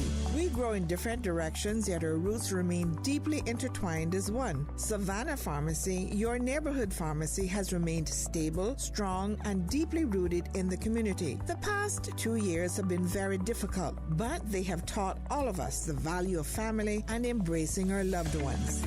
This 2022, Savannah Pharmacy encourages everyone to get in touch with your roots, embrace your heritage, show some extra love to your neighbor, and make the year a memorable one. Time is precious. Cherish it and those you love. Savannah Pharmacy, always just around the corner with everything your family needs and convenient opening hours, including Sundays and holidays. Savannah Pharmacy. For more information, call 946-3336 or WhatsApp your Savannah Pharmacy prescription to 929-5045. Talk today. But I do have some questions. Talk today. Cayman Islands' foremost listeners participation program. Talk today. Because there are more questions than answers. What the public is saying. Waging to take your calls right now. Sterling Dwayne Ebanks. Hey, good afternoon. Welcome back. And it is some open line as we appreciate and welcome and invite each of you to share your thoughts. Hey, good afternoon. Welcome. Thanks for calling. Good afternoon, Sterling. How you doing? Hey, good afternoon, man. And listen, I hope you don't mind, and I hope the other callers don't either, but always like to hear, you and others call and share your thoughts. So thank you for taking some time to share with us, man. No, thank you. Thank you for taking the calls and letting us share our thoughts. All right. Forgive me if you hear some noise and I'm sitting outside. That's why I try and get some air. Good place to be. Listen, I only called in. Obviously, there's a lot of stuff to talk about, but I saw where consideration was being put in place to give gyms stipend. Now, here is a point I would like to make on that. Now, I don't have a problem with the government allocating stipends to people who need it, but from what I understand and what I know for a fact, that gyms have been turning away their membership holders and preventing them from coming in the gym. Mm-hmm.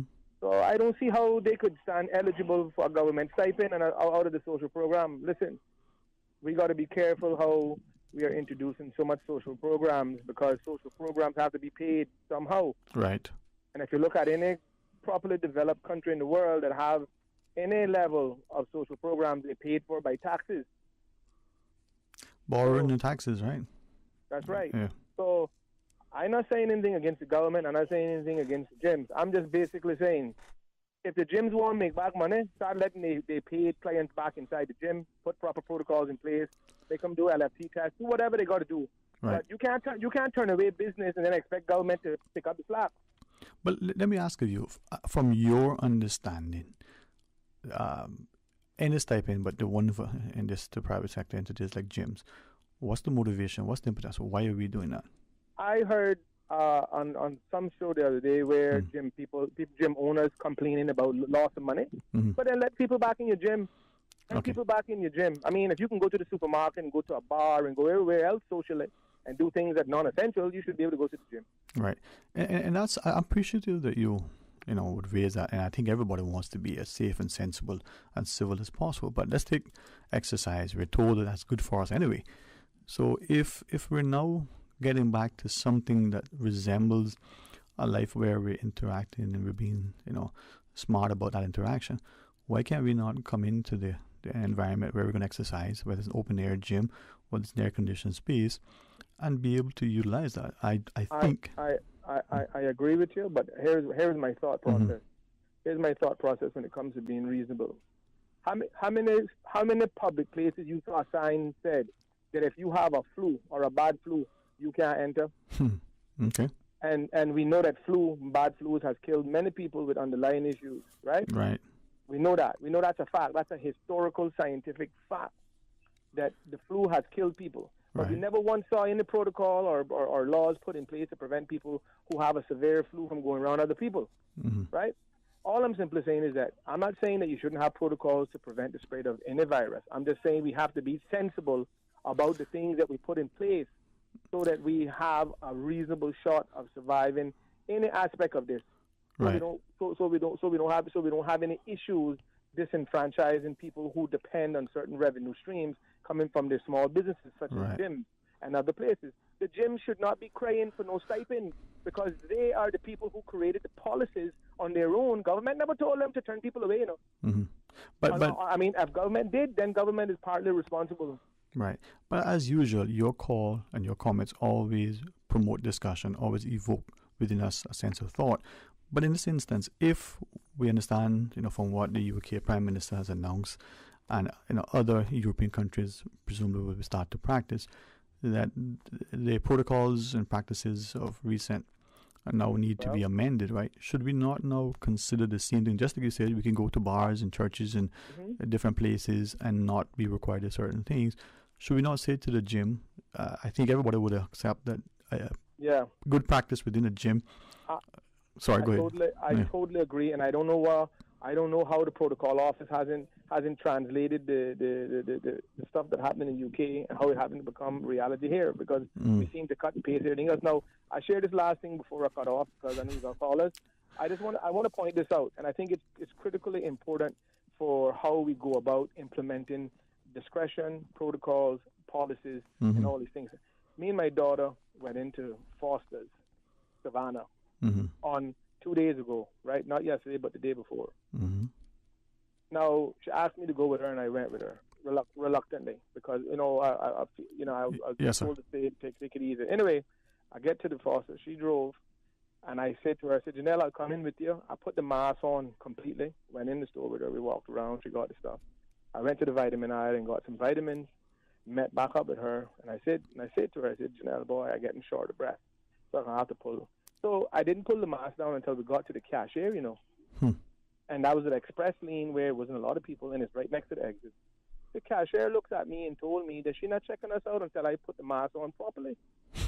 And I said to her, Doreen, I said, Mom, I have a lung laceration that prevents my lung from operating normal. I had the mask on. I just pulled it down to get proper air because I was feeling like I was getting dizzy. She said, I don't care. I'm not checking you through, and that's the policy here. And I said to her, listen, call your manager. She called the manager, and the manager asked me to produce a medical record proving that I have a lung issue. So listen, I said, Mom, so I walked away from the register, went to the end, I said, okay, but could you just check for my daughter? She got her mask on properly, and then we can leave. She said, no. That don't work like that. You have to put your mask on properly. So the manager came and said, show me your medical record. So I attempted to go on my email that I got from Chevy. Wow. It's a 42-page document. I couldn't find it on time. So she finally says to the woman, just go ahead and check them through so they can. I said, well, if you had just done that in the beginning, we would have been in the car almost home now. You know, that's most unfortunate. These sort of things have to stop, and the government need to stand in. Yeah. Well, I'm sorry you experienced that, and that just reminds me of an incident just recently that was shared with me. A group of, let's say, young people were seated at a food establishment. No, I can't tell you no more than what I can tell you. Presumably they're sitting there and they're about to eat. They remove their mask while they're seated, and while seated to eat, only to have a manager come and say, you need to have your mask on. So one, whether facetiously, whether just out of a sheer attempt at being jovial, tried to eat with the mask on. I don't know about you, but it's kind of hard to have food or drink pass through the mask into your mouth and then for you to chew and then eventually swallow. It seems like the manager was adamant that while they're seated there and eating, they need to do so with the mask on. And I kid you not, from the young professional people who were there, they thought, this is absolutely stupid. If they had not already had their food and paid for it, they probably would have left. Now, is this the fear of people? Is this the stupidity? Is this, I don't know what it is. I think the private sector has been allowed to exercise their right to put in protocols, which is fine. But when the protocols are unreasonable and is borderline violating people's rights, the government needs to step in and rectify this problem. Now, had I been severely injured with lungs and had asthma and put that mask on and passed out in that supermarket, only because somebody put in a protocol but never told their employees, look, you must use discretion. If you see somebody who's obviously struggling to breathe, don't force them to keep the mask on. You know, but as you needs to be fixed. Yeah, as you shared, I mean, I can think this happened to me. I know others.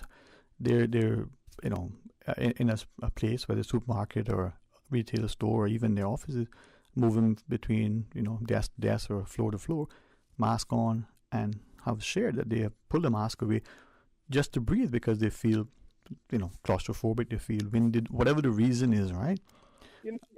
It's weird, man. It's weird. It is weird. Lastly, when we got back in the car, my daughter looked at me and said, Dad, if I knew that was going to happen, I wouldn't have asked you to come in.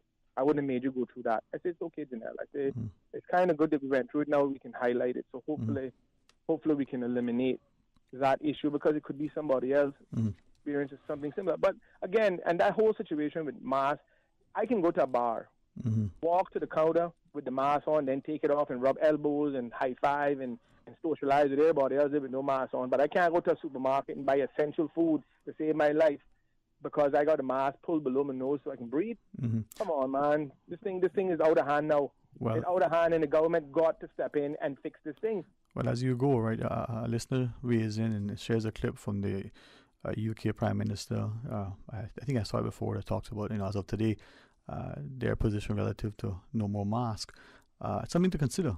Then maybe after the break, we'll also ask about the notion of employment contracts and how presumably a number of businesses now have been able to dismiss or somehow remove staff from their employment because of the employees seem to unwillingness, refusal, or whatever, not to take these injections. So I don't know what to tell you, my friend. But thank you for sharing with us, huh? Thank you, sir. And again, appreciate you guys taking the call. You have a good one. You too, my friend. You too. You know what? Let's pause and take a break, and let's see if we can share so that together we can find it much better. Stay tuned for Talk Today. For medical lab services in Cayman, go straight to MedLab. Blood test, x-ray and mammogram, all of that is MedLab. Affordable fees and friendly service, a full professional team. MedLab is always comfortable, MedLab is always clean. For medical lab services in Cayman, MedLab. Call 949-7331 and ask about MedLab's new state-of-the-art digital mammogram machine. How do I lose weight and keep it off? I can't just eat salads. Have you tasted my family's rundown? And oh, what about the turtle meat? These are common questions I hear from people when it comes to weight loss. Learn how to lead a healthier lifestyle, the one you desire, and successfully manage your weight with my proven step-by-step process and my new book, New Shoes, A Journey of Self-Discovery. Working with Donna has helped me create a healthier lifestyle. Old habits are no longer a challenge. If you're looking for help in managing life, reducing weight, and maintaining a lifestyle that fits your wellness goals, Donna Mitchell is the coach you need. New Shoes, A Journey of Self-Discovery has been tried and tested on hundreds of participants in the Cayman Islands and is available on Amazon and Kindle. Order your copy today. Visit inspiredwithdonna.com for more details. How can you take your business from good to great and thrive in the new normal? By finding the smartest, most powerful IT solutions to optimize your business operations. And now, Digicel Business Hub is making it simple for you. High-speed Wi-Fi, mobile and office phones, IT security, Microsoft Office with Teams, and much more. Everything your business needs to level up in the new normal. Get world-class IT for your business with Digicel Business Hub. Sign up today. Call us on 623-2499 or visit our website www.digicelbusiness.com for more information. Talk today. But I do have some questions. Talk today. Cayman Islands' foremost listeners participation program. Talk today. Because there are more questions than answers. What the public is saying. Waiting to take your calls right now. Sterling Dwayne Ebanks.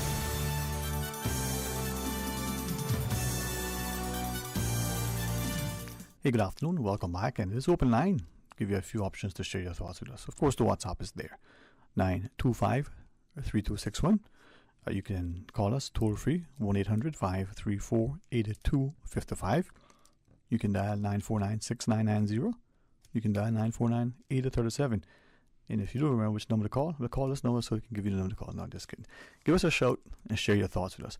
To all the callers today and the caller last specifically, for recognizing that there are some conflicting, confusing policies and practices within, business establishments that seemingly may be a bit confounding and perhaps for some not just confusing but challenging. Now, it may not be necessarily that is the policy of the establishment. It may be the interpretation or potentially the personal preference of that employer's staff, whether it's the supervisor or the line manager. In any event, do we need to revisit? So perhaps this is an opportunity for businesses to be clear. Maybe businesses themselves are responding to what they think the government of the day or even international governments and businesses are doing elsewhere. It could be that if there's a business here that's connected either as a subsidiary of another business that is operating in other jurisdictions, that's their policy and practice there. So therefore, it's what they employ here as well. I don't believe it's something that people are trying to do to be difficult. Maybe it's just they're doing it because they don't realize that there's a better way, that what they're doing isn't necessarily in the best interest of customer care or otherwise. But then, like the UK and the UK's Prime Minister's recent announcement in the House of Commons that they're going to not require this what they call it, their health services mandatory passport or whatever the terminology is. Maybe we need to be careful of that because presumably if the international media is to be believed and if it's credible, we gather that reports are coming from sources that indicate that many people, many places are denied access to even basic needs like getting food and other. There was a news report, even here on our news, in the U.S., presumably, as reported, a particular heart patient, because they didn't take the injections, the so-called vaccinations, were not able to get a heart transplant. Now, on a basis of probability, the physicians might have said, you know what, you're not going to survive anyway. But the question is, you got a choice between, cutting off your toe to save your life, but because, you don't want to lose your toe, you could lose your life. I mean, which one would you pick? Getting a heart might make you live.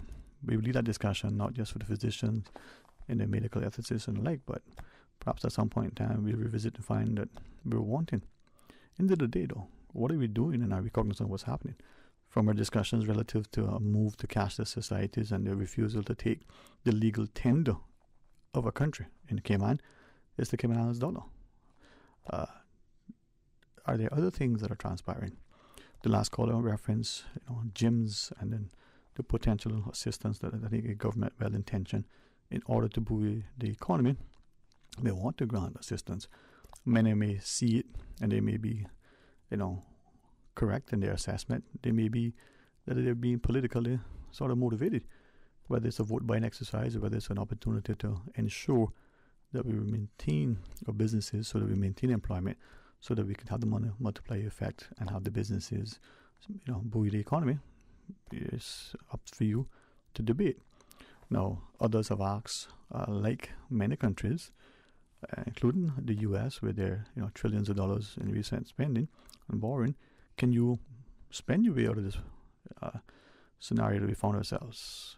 There are those that say this no longer be a pandemic, but just an endemic, something that we can find.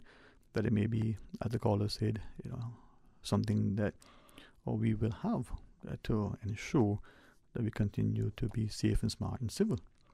Now, with gyms in particular, if you go into a gym, I think your personal practice and preference may align with the gym's expectations and policies.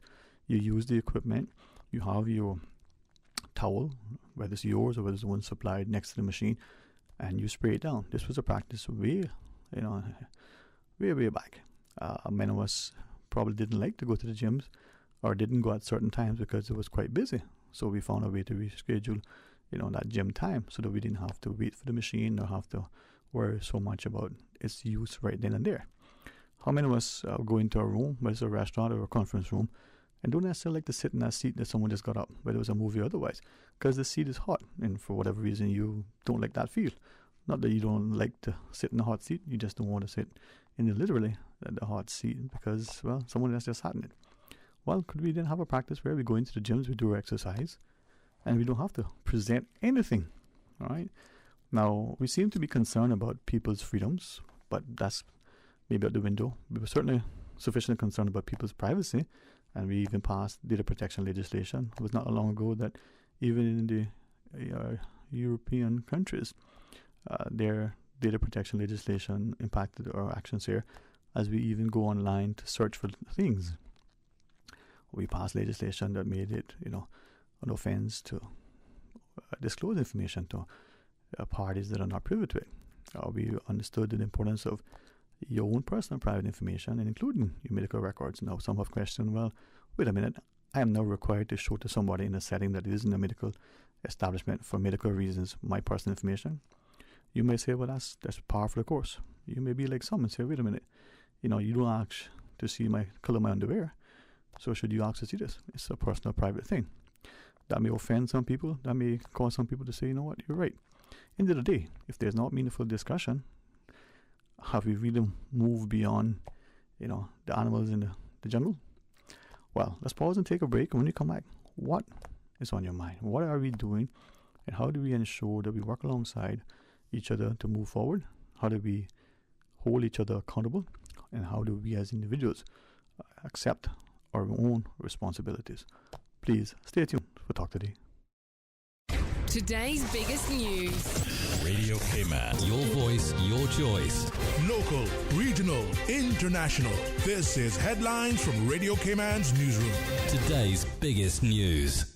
With your latest headlines, I'm Felicia Rankin-Solins. The National Museum and the University College of the Cayman Islands present their joint speaker series program where academic experts, along with members of the community, gather to share their knowledge of Cayman's history and culture. The first in this series is today at 6 p.m. Associate Professor at UCCI Stephanie Fullerton Cooper will present Catharsis, Diagnosis, Treatment, and Healing through Cayman Poetry. All sessions will take place via Zoom. To register for a lecture, email giftshop@museum.ky. In international news, a U.S. Navy commander has pleaded guilty to receiving $250,000 in cash and prostitution services from a foreign defense contractor in exchange for state secrets. Information Commander Stephen Shedd provided to the firm helped it defraud the Navy of $35 billion. The plea is the latest in the Fat Leonard case, considered one of the worst corruption scandals faced by the Navy. Shedd is one of 9 members of the Okinawa-based 7th U.S. Fleet indicted by a federal grand jury in March 2017 for their role in the scandal, and the 3rd officer to plead guilty. Police in Iran have arrested 17 people over a series of viral street prank videos posted on Instagram. The pranksters recorded themselves faking murders and throwing cake at escalator riders, all in front of shocked members of the public. Police said the influencers sowed panic to boost their follower counts. Iranian authorities maintain tight control over the internet, and the arrests come as part of a wider police crackdown on social media use. The U.S. has threatened to halt the opening of a key pipeline that would send Russian gas to Western Europe if Russia invades Ukraine. Western allies say they will target Russia's economy if it invades, and the latest comments signal a hardening of their stance on the lucrative pipeline. Russia denies it is planning an attack. These are your headlines. I'm Felicia Rankin-Solins. For the latest in news and information, follow Radio Cayman on social media, Facebook, Instagram, Twitter. Download the Radio Cayman app or log on to our website, radiocayman.gov.ky. Talk today. But I do have some questions. Talk today. Cayman Islands' foremost listeners' participation program. Talk today. Because there are more questions than answers. What the public is saying. Waiting to take your calls right now. Sterling Dwayne Ebanks.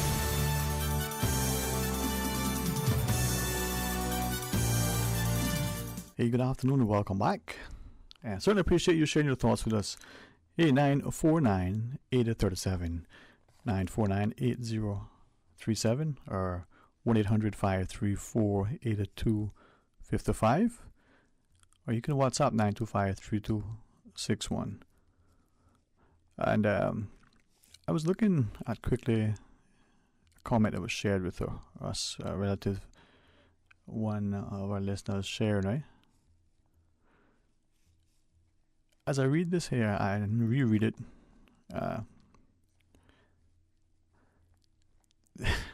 what's the best way to put this? This listener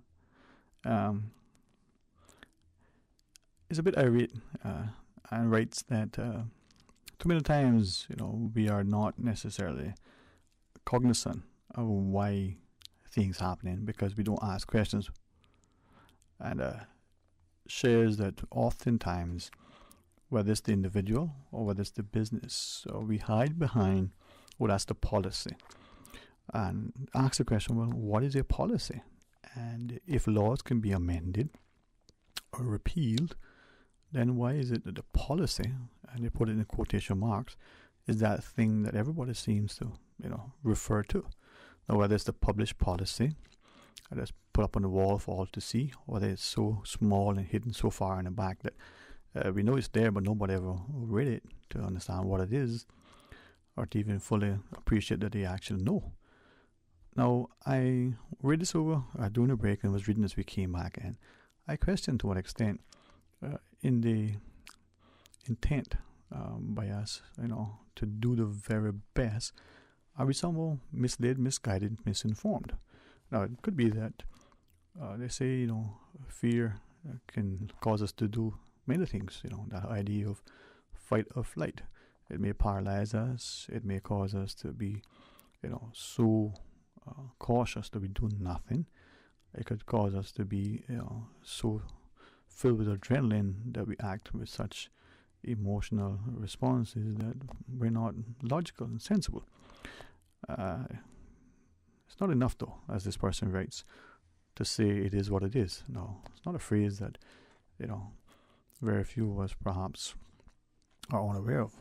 But the question, how do we consciously and unconsciously just subscribe to it? Let's share your thoughts. 949-8037, 1-800-534-8255. A caller earlier shared some thoughts and sent us back a comment, saying that we boast constantly of being a first-class country, but we act and do business as a third world, developing country. Now, the fact that we advertise that we're a financial center, the question is, as many of you have asked, why does it seem that those of us that are from here seem to don't benefit from this supposed world-class financial center that is open for business for everybody else? That comment is read in light of another comment that talked about when we were speaking about banks earlier. The person shared that they find it increasingly difficult not only to open up a new banking relationship with a bank, but even to expand the current banking relationship. This person shares that, as many of us probably have had over the years experience, we go overseas sometimes and find it easier to deal with banks there, whether it's a new account for our children as they enter, schooling over there, or maybe it's a business that we're setting up and we're, importing, exporting, or as the case may be. When we come here and we say to the bank, I have one account with you, I would like to open up another account, either connected to this one or separate and apart, but it's still the same beneficiary. And you give the information. Many of you have shared that it's almost as if you have to jump through so many hoops that it becomes impossible.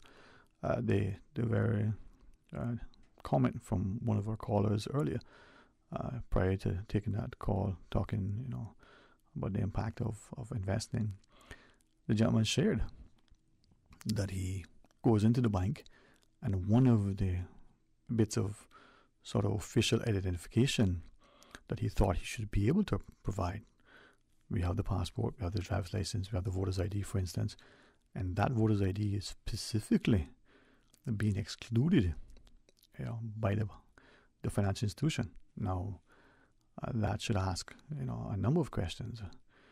And if the voter's ID is in an acceptable form of a national identification card, what is that saying?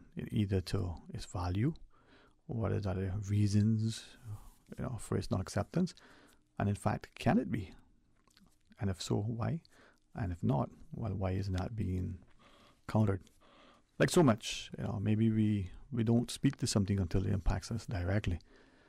We do right because it's the right thing to do. We ignore it because we don't want the extra effort and work. Maybe we don't care because it's happening to somebody else. Maybe we just don't think it's important enough. Well, it may be, it may not be. The notion of the coins, for instance, I think, and I don't have the law to reference directly, but I was under the impression some time back that like in the courts, if you pay a fine or money is into the courts, there are only certain sums that you can pay with the different denominations. And I gather that that's the case as legal tender. So if you want to pay $100, maybe no more than X dollars can be in 1 cent and 5 cents and 10 cents and 25 cents and the like. Now, some of you say, well, why not? Some of you say, well, that should be the case, because think of it. You take $100 in 1 cent. That's a fair bit to carry in. $100 in $1 bills might even seem to be a lot of stuff in your wallet. One single $100 bill, well, that might raise eyebrows to some, and the checks to make sure it's not counterfeit. But then when we speak of coins, we know that many people have shared, either as part of their class, instruction for their young students about the notions of personal finance and budgeting.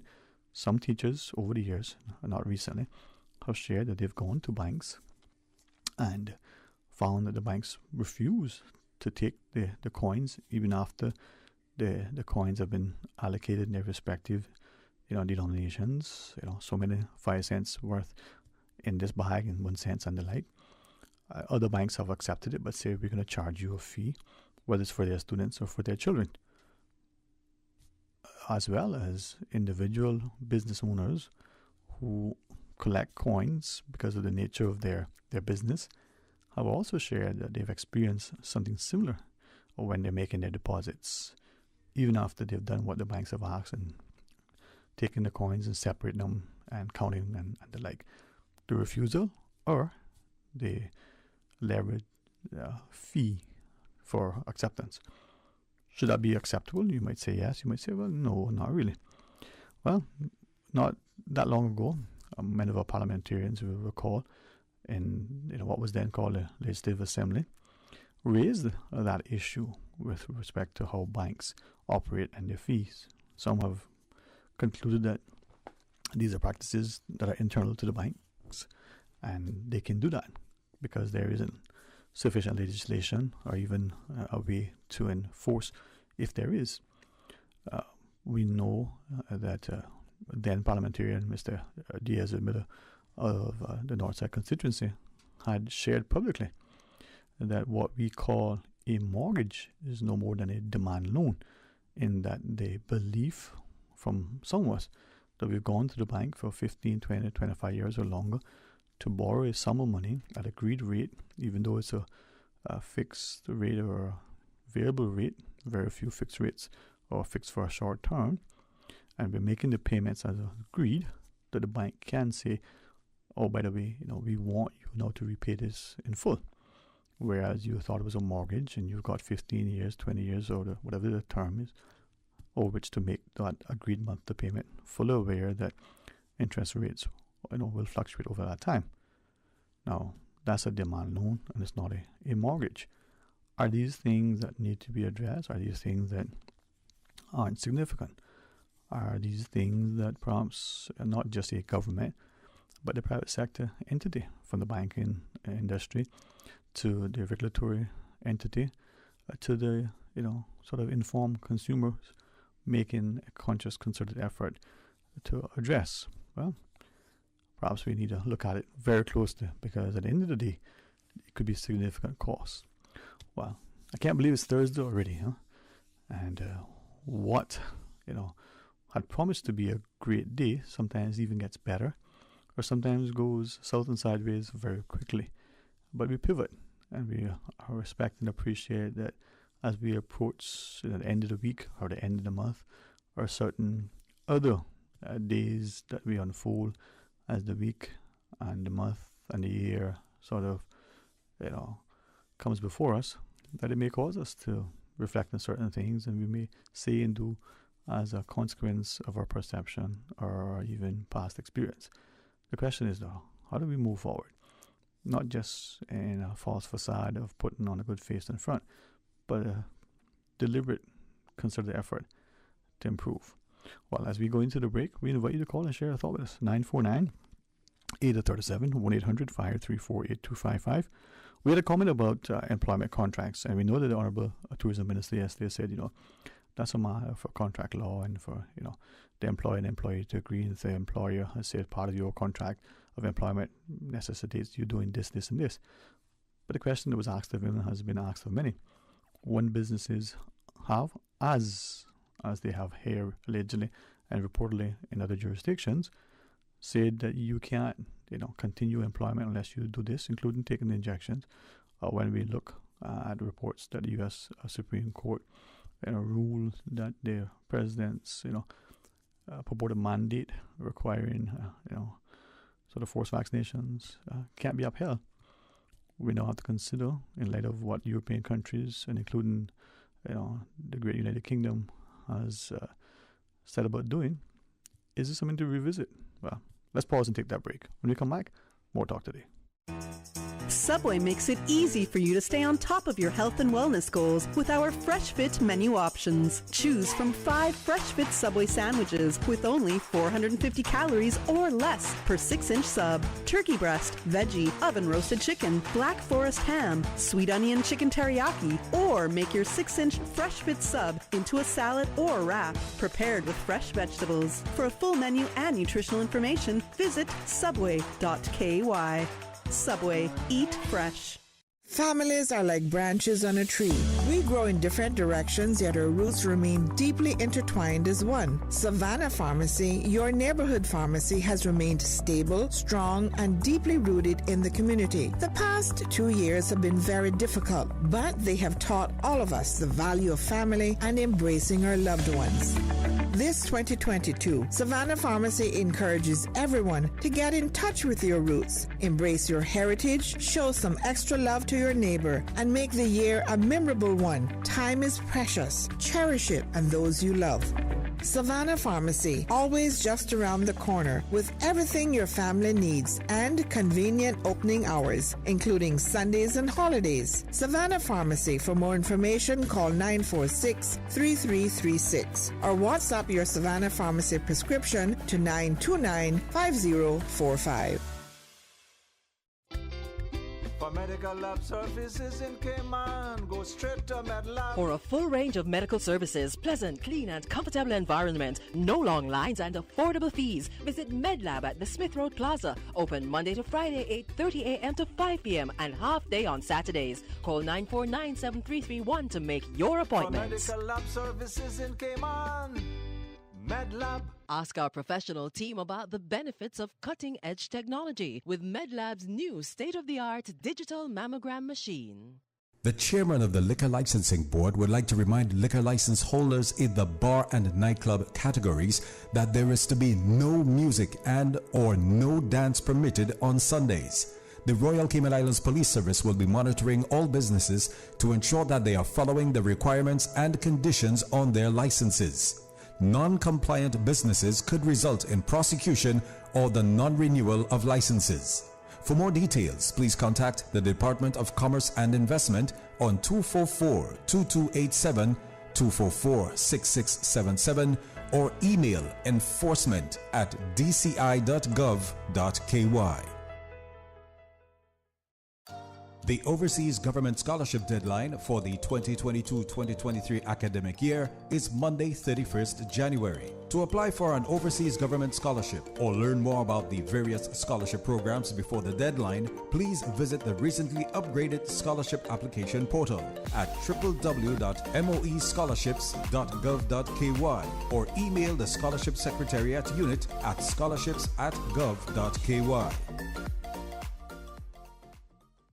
The Honorable Minister of Health and Wellness, Ms. Sabrina Turner, would like to invite Prospect residents to a COVID-19 vaccination and booster drive by Public Health, Thursday, January 27th from 4 p.m. to 7 p.m. at the Prospect Constituency Office of Minister Turner, number 33, Marina Drive, Prospect. This vaccination and booster drive is open to Prospect residents with all surnames. For more information on this event or the free transportation, call 746-9314. Talk today. But I do have some questions. Talk today. Cayman Islands' foremost listeners participation program. Talk today. Because there are more questions than answers. What the public is saying. Waiting to take your calls right now. Sterling Dwayne Ebanks.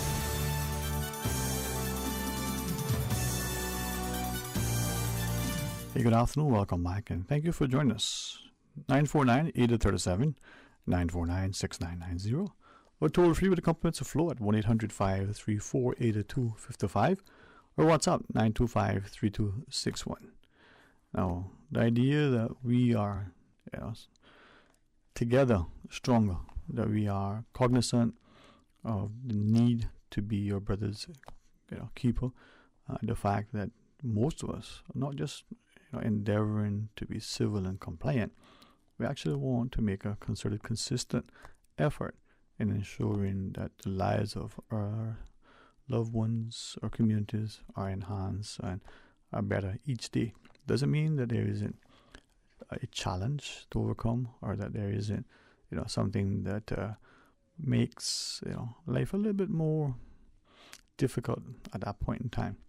I should have to ask, in light of a discussion I was having just following the show yesterday, and in the sort of context of wealth and wealth redistribution, many would have subscribed that there were practices and policies of some governments, perhaps as a response to their historical sort of setting, where they thought that through a reformed tax system they could encourage a more even or equitable sort of approach to wealth.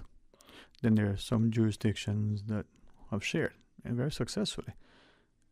You, as you enter the workforce, will pay a significant portion of your income in tax. We, as a government of the day, duly elected in what may be, considered by some as a social democracy, we'll try to be prudent, stewards, and exercise some fiscal responsibility so that in 30, 40 years when you retire, there will be these services. Now we know in some touted heavily, capital economies, capitalism seems to prevail, and at the end of the day, if you didn't work hard and save and provide for your, retirement, well, too bad, too sad.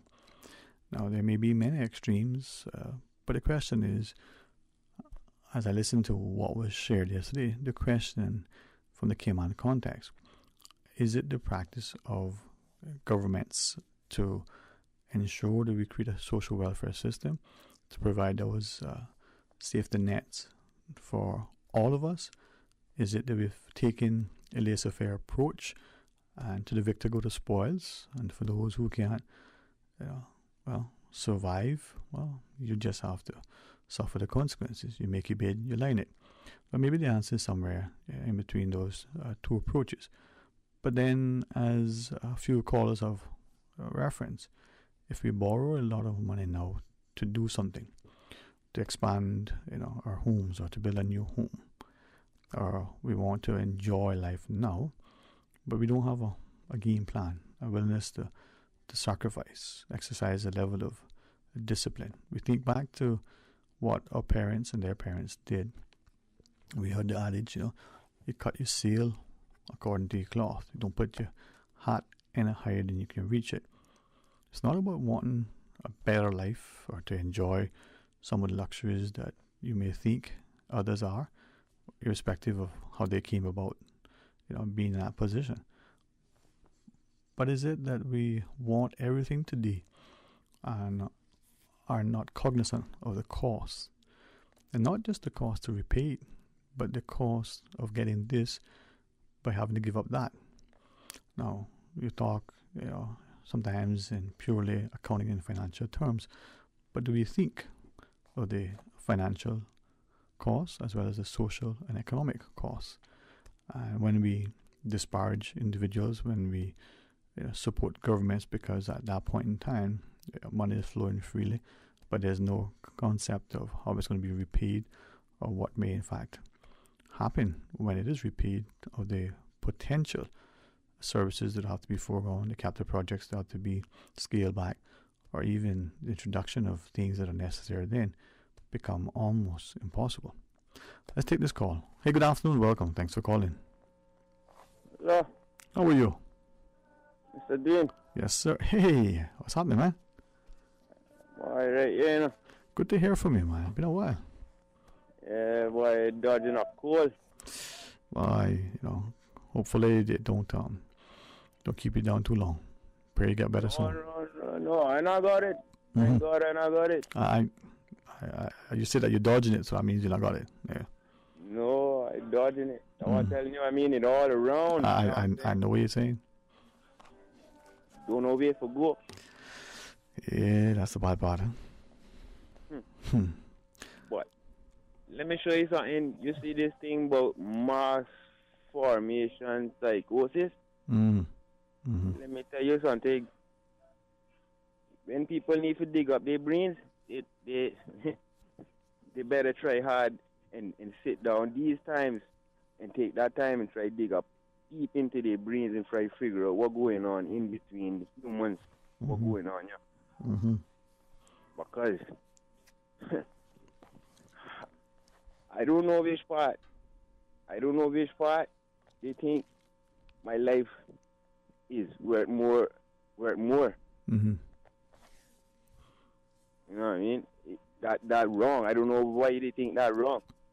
And that $400 million are gone. Boy, that sounds very familiar. That sounds like somebody changing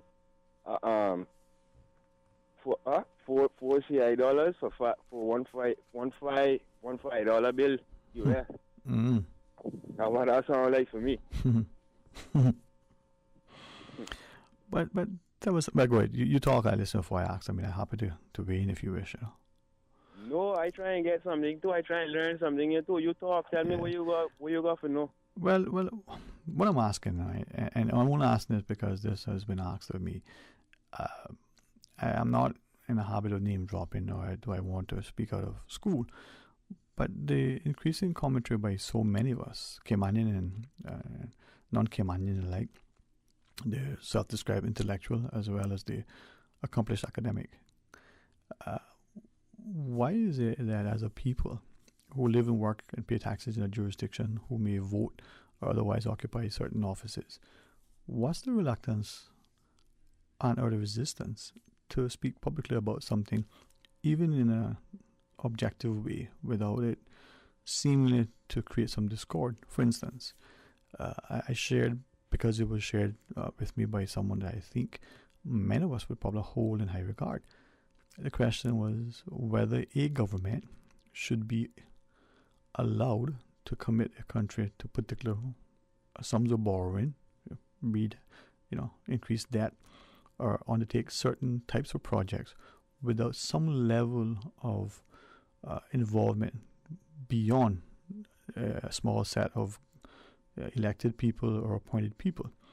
And by that, the person said, if you think of how we are now, where in the UK, even though it may have relaxed some of the reins because of the fiscal prudence or because of the world economy, or a combination of all those things, we had this FFR, and if they can cause us to have to come, as I think the speaker warned, go cap in hand at some point, do we not now need to do something similar so that any government must somehow seek the approval, or at the very least disclose its intent after a borrowing of additional 10 million, 100 million, 1 billion, whatever the sum is, right? You would think that... Yeah, if it's $5, they should ask one of us. Well, there are those who would say that. Mm-hmm. Because let me show you something. You see, it's one thing to be an islander living in a big state, right? But it's the next thing to understand that to have a big state of mind and use on an island. Mm-hmm. You're trying to convert us to live like we're in a big state, like we're on an island. There's no way that can work. Yeah. There's no way that can work. And what you're talking about, us at least having some say in these little 72 square miles, or square miles it is. Mm-hmm.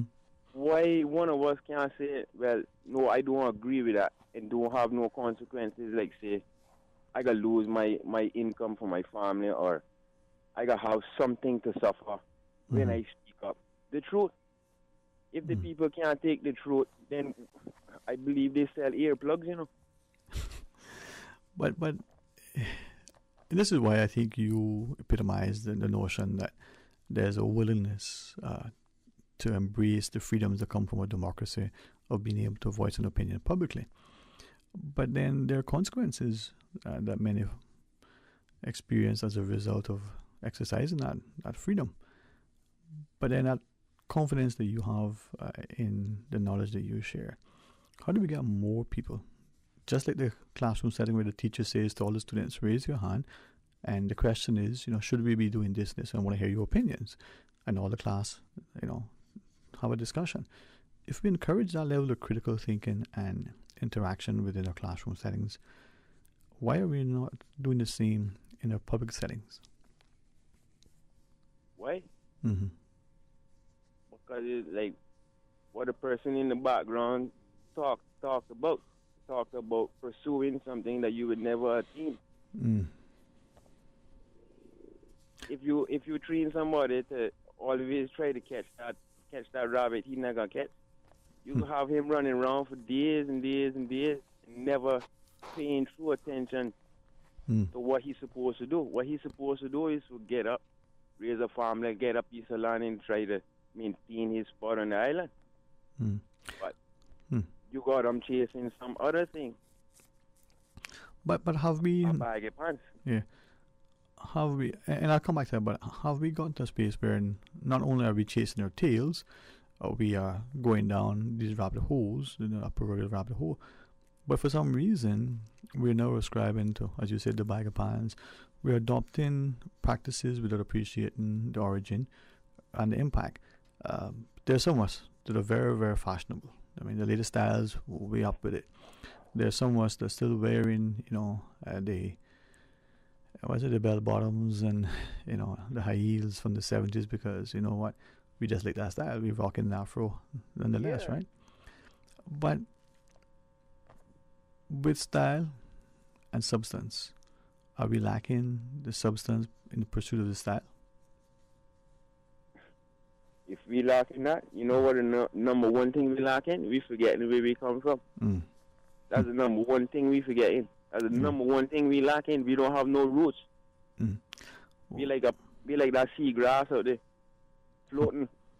We don't have no roots on the end. All of us is trying to touch something we never supposed to touch.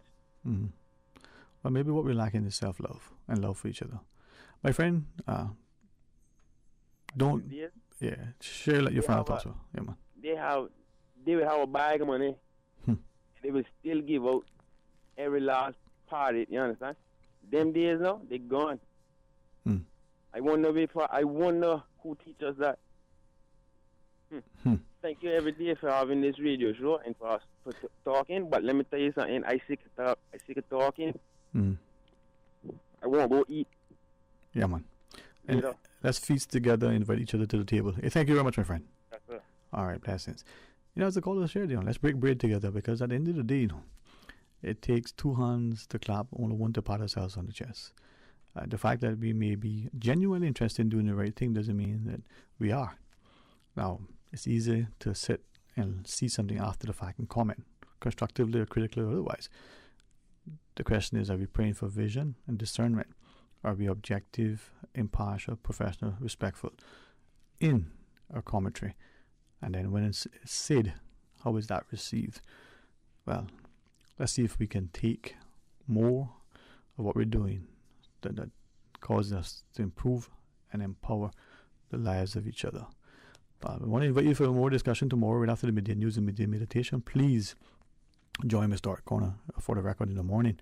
If you missed today's production of the Buzz with Miss Anita, Dr. Annette Stevenson was on, and I think that was a very lively, enjoyable discussion, but very informative. And as she reminds us, we take, sadly, of all of our senses, perhaps our hearing, for granted more than we would say our sight.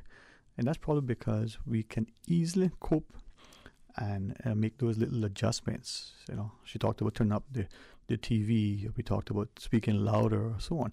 And we probably do that with many things. We cope. We make accommodation. Well, let's stop rewarding mediocrity. Let's stop, making accommodation for things that perhaps aren't the best use of our time. And like Dr. Annette shared, if we find a way to appreciate and value what is before us, perhaps we can even do greater things by utilizing the resources for what we have. I love Radio Cayman, and I think it's a great place. So until tomorrow, my friends, be blessed.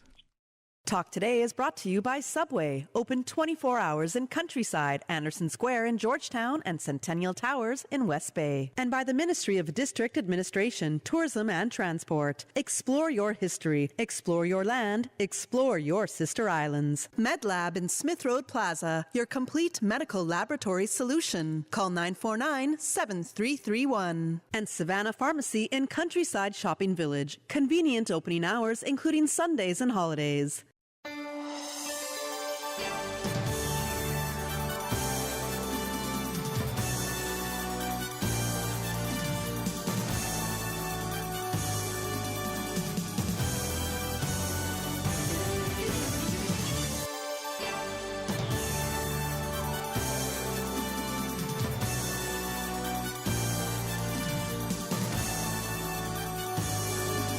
Radio Cayman. The voice. The heart. The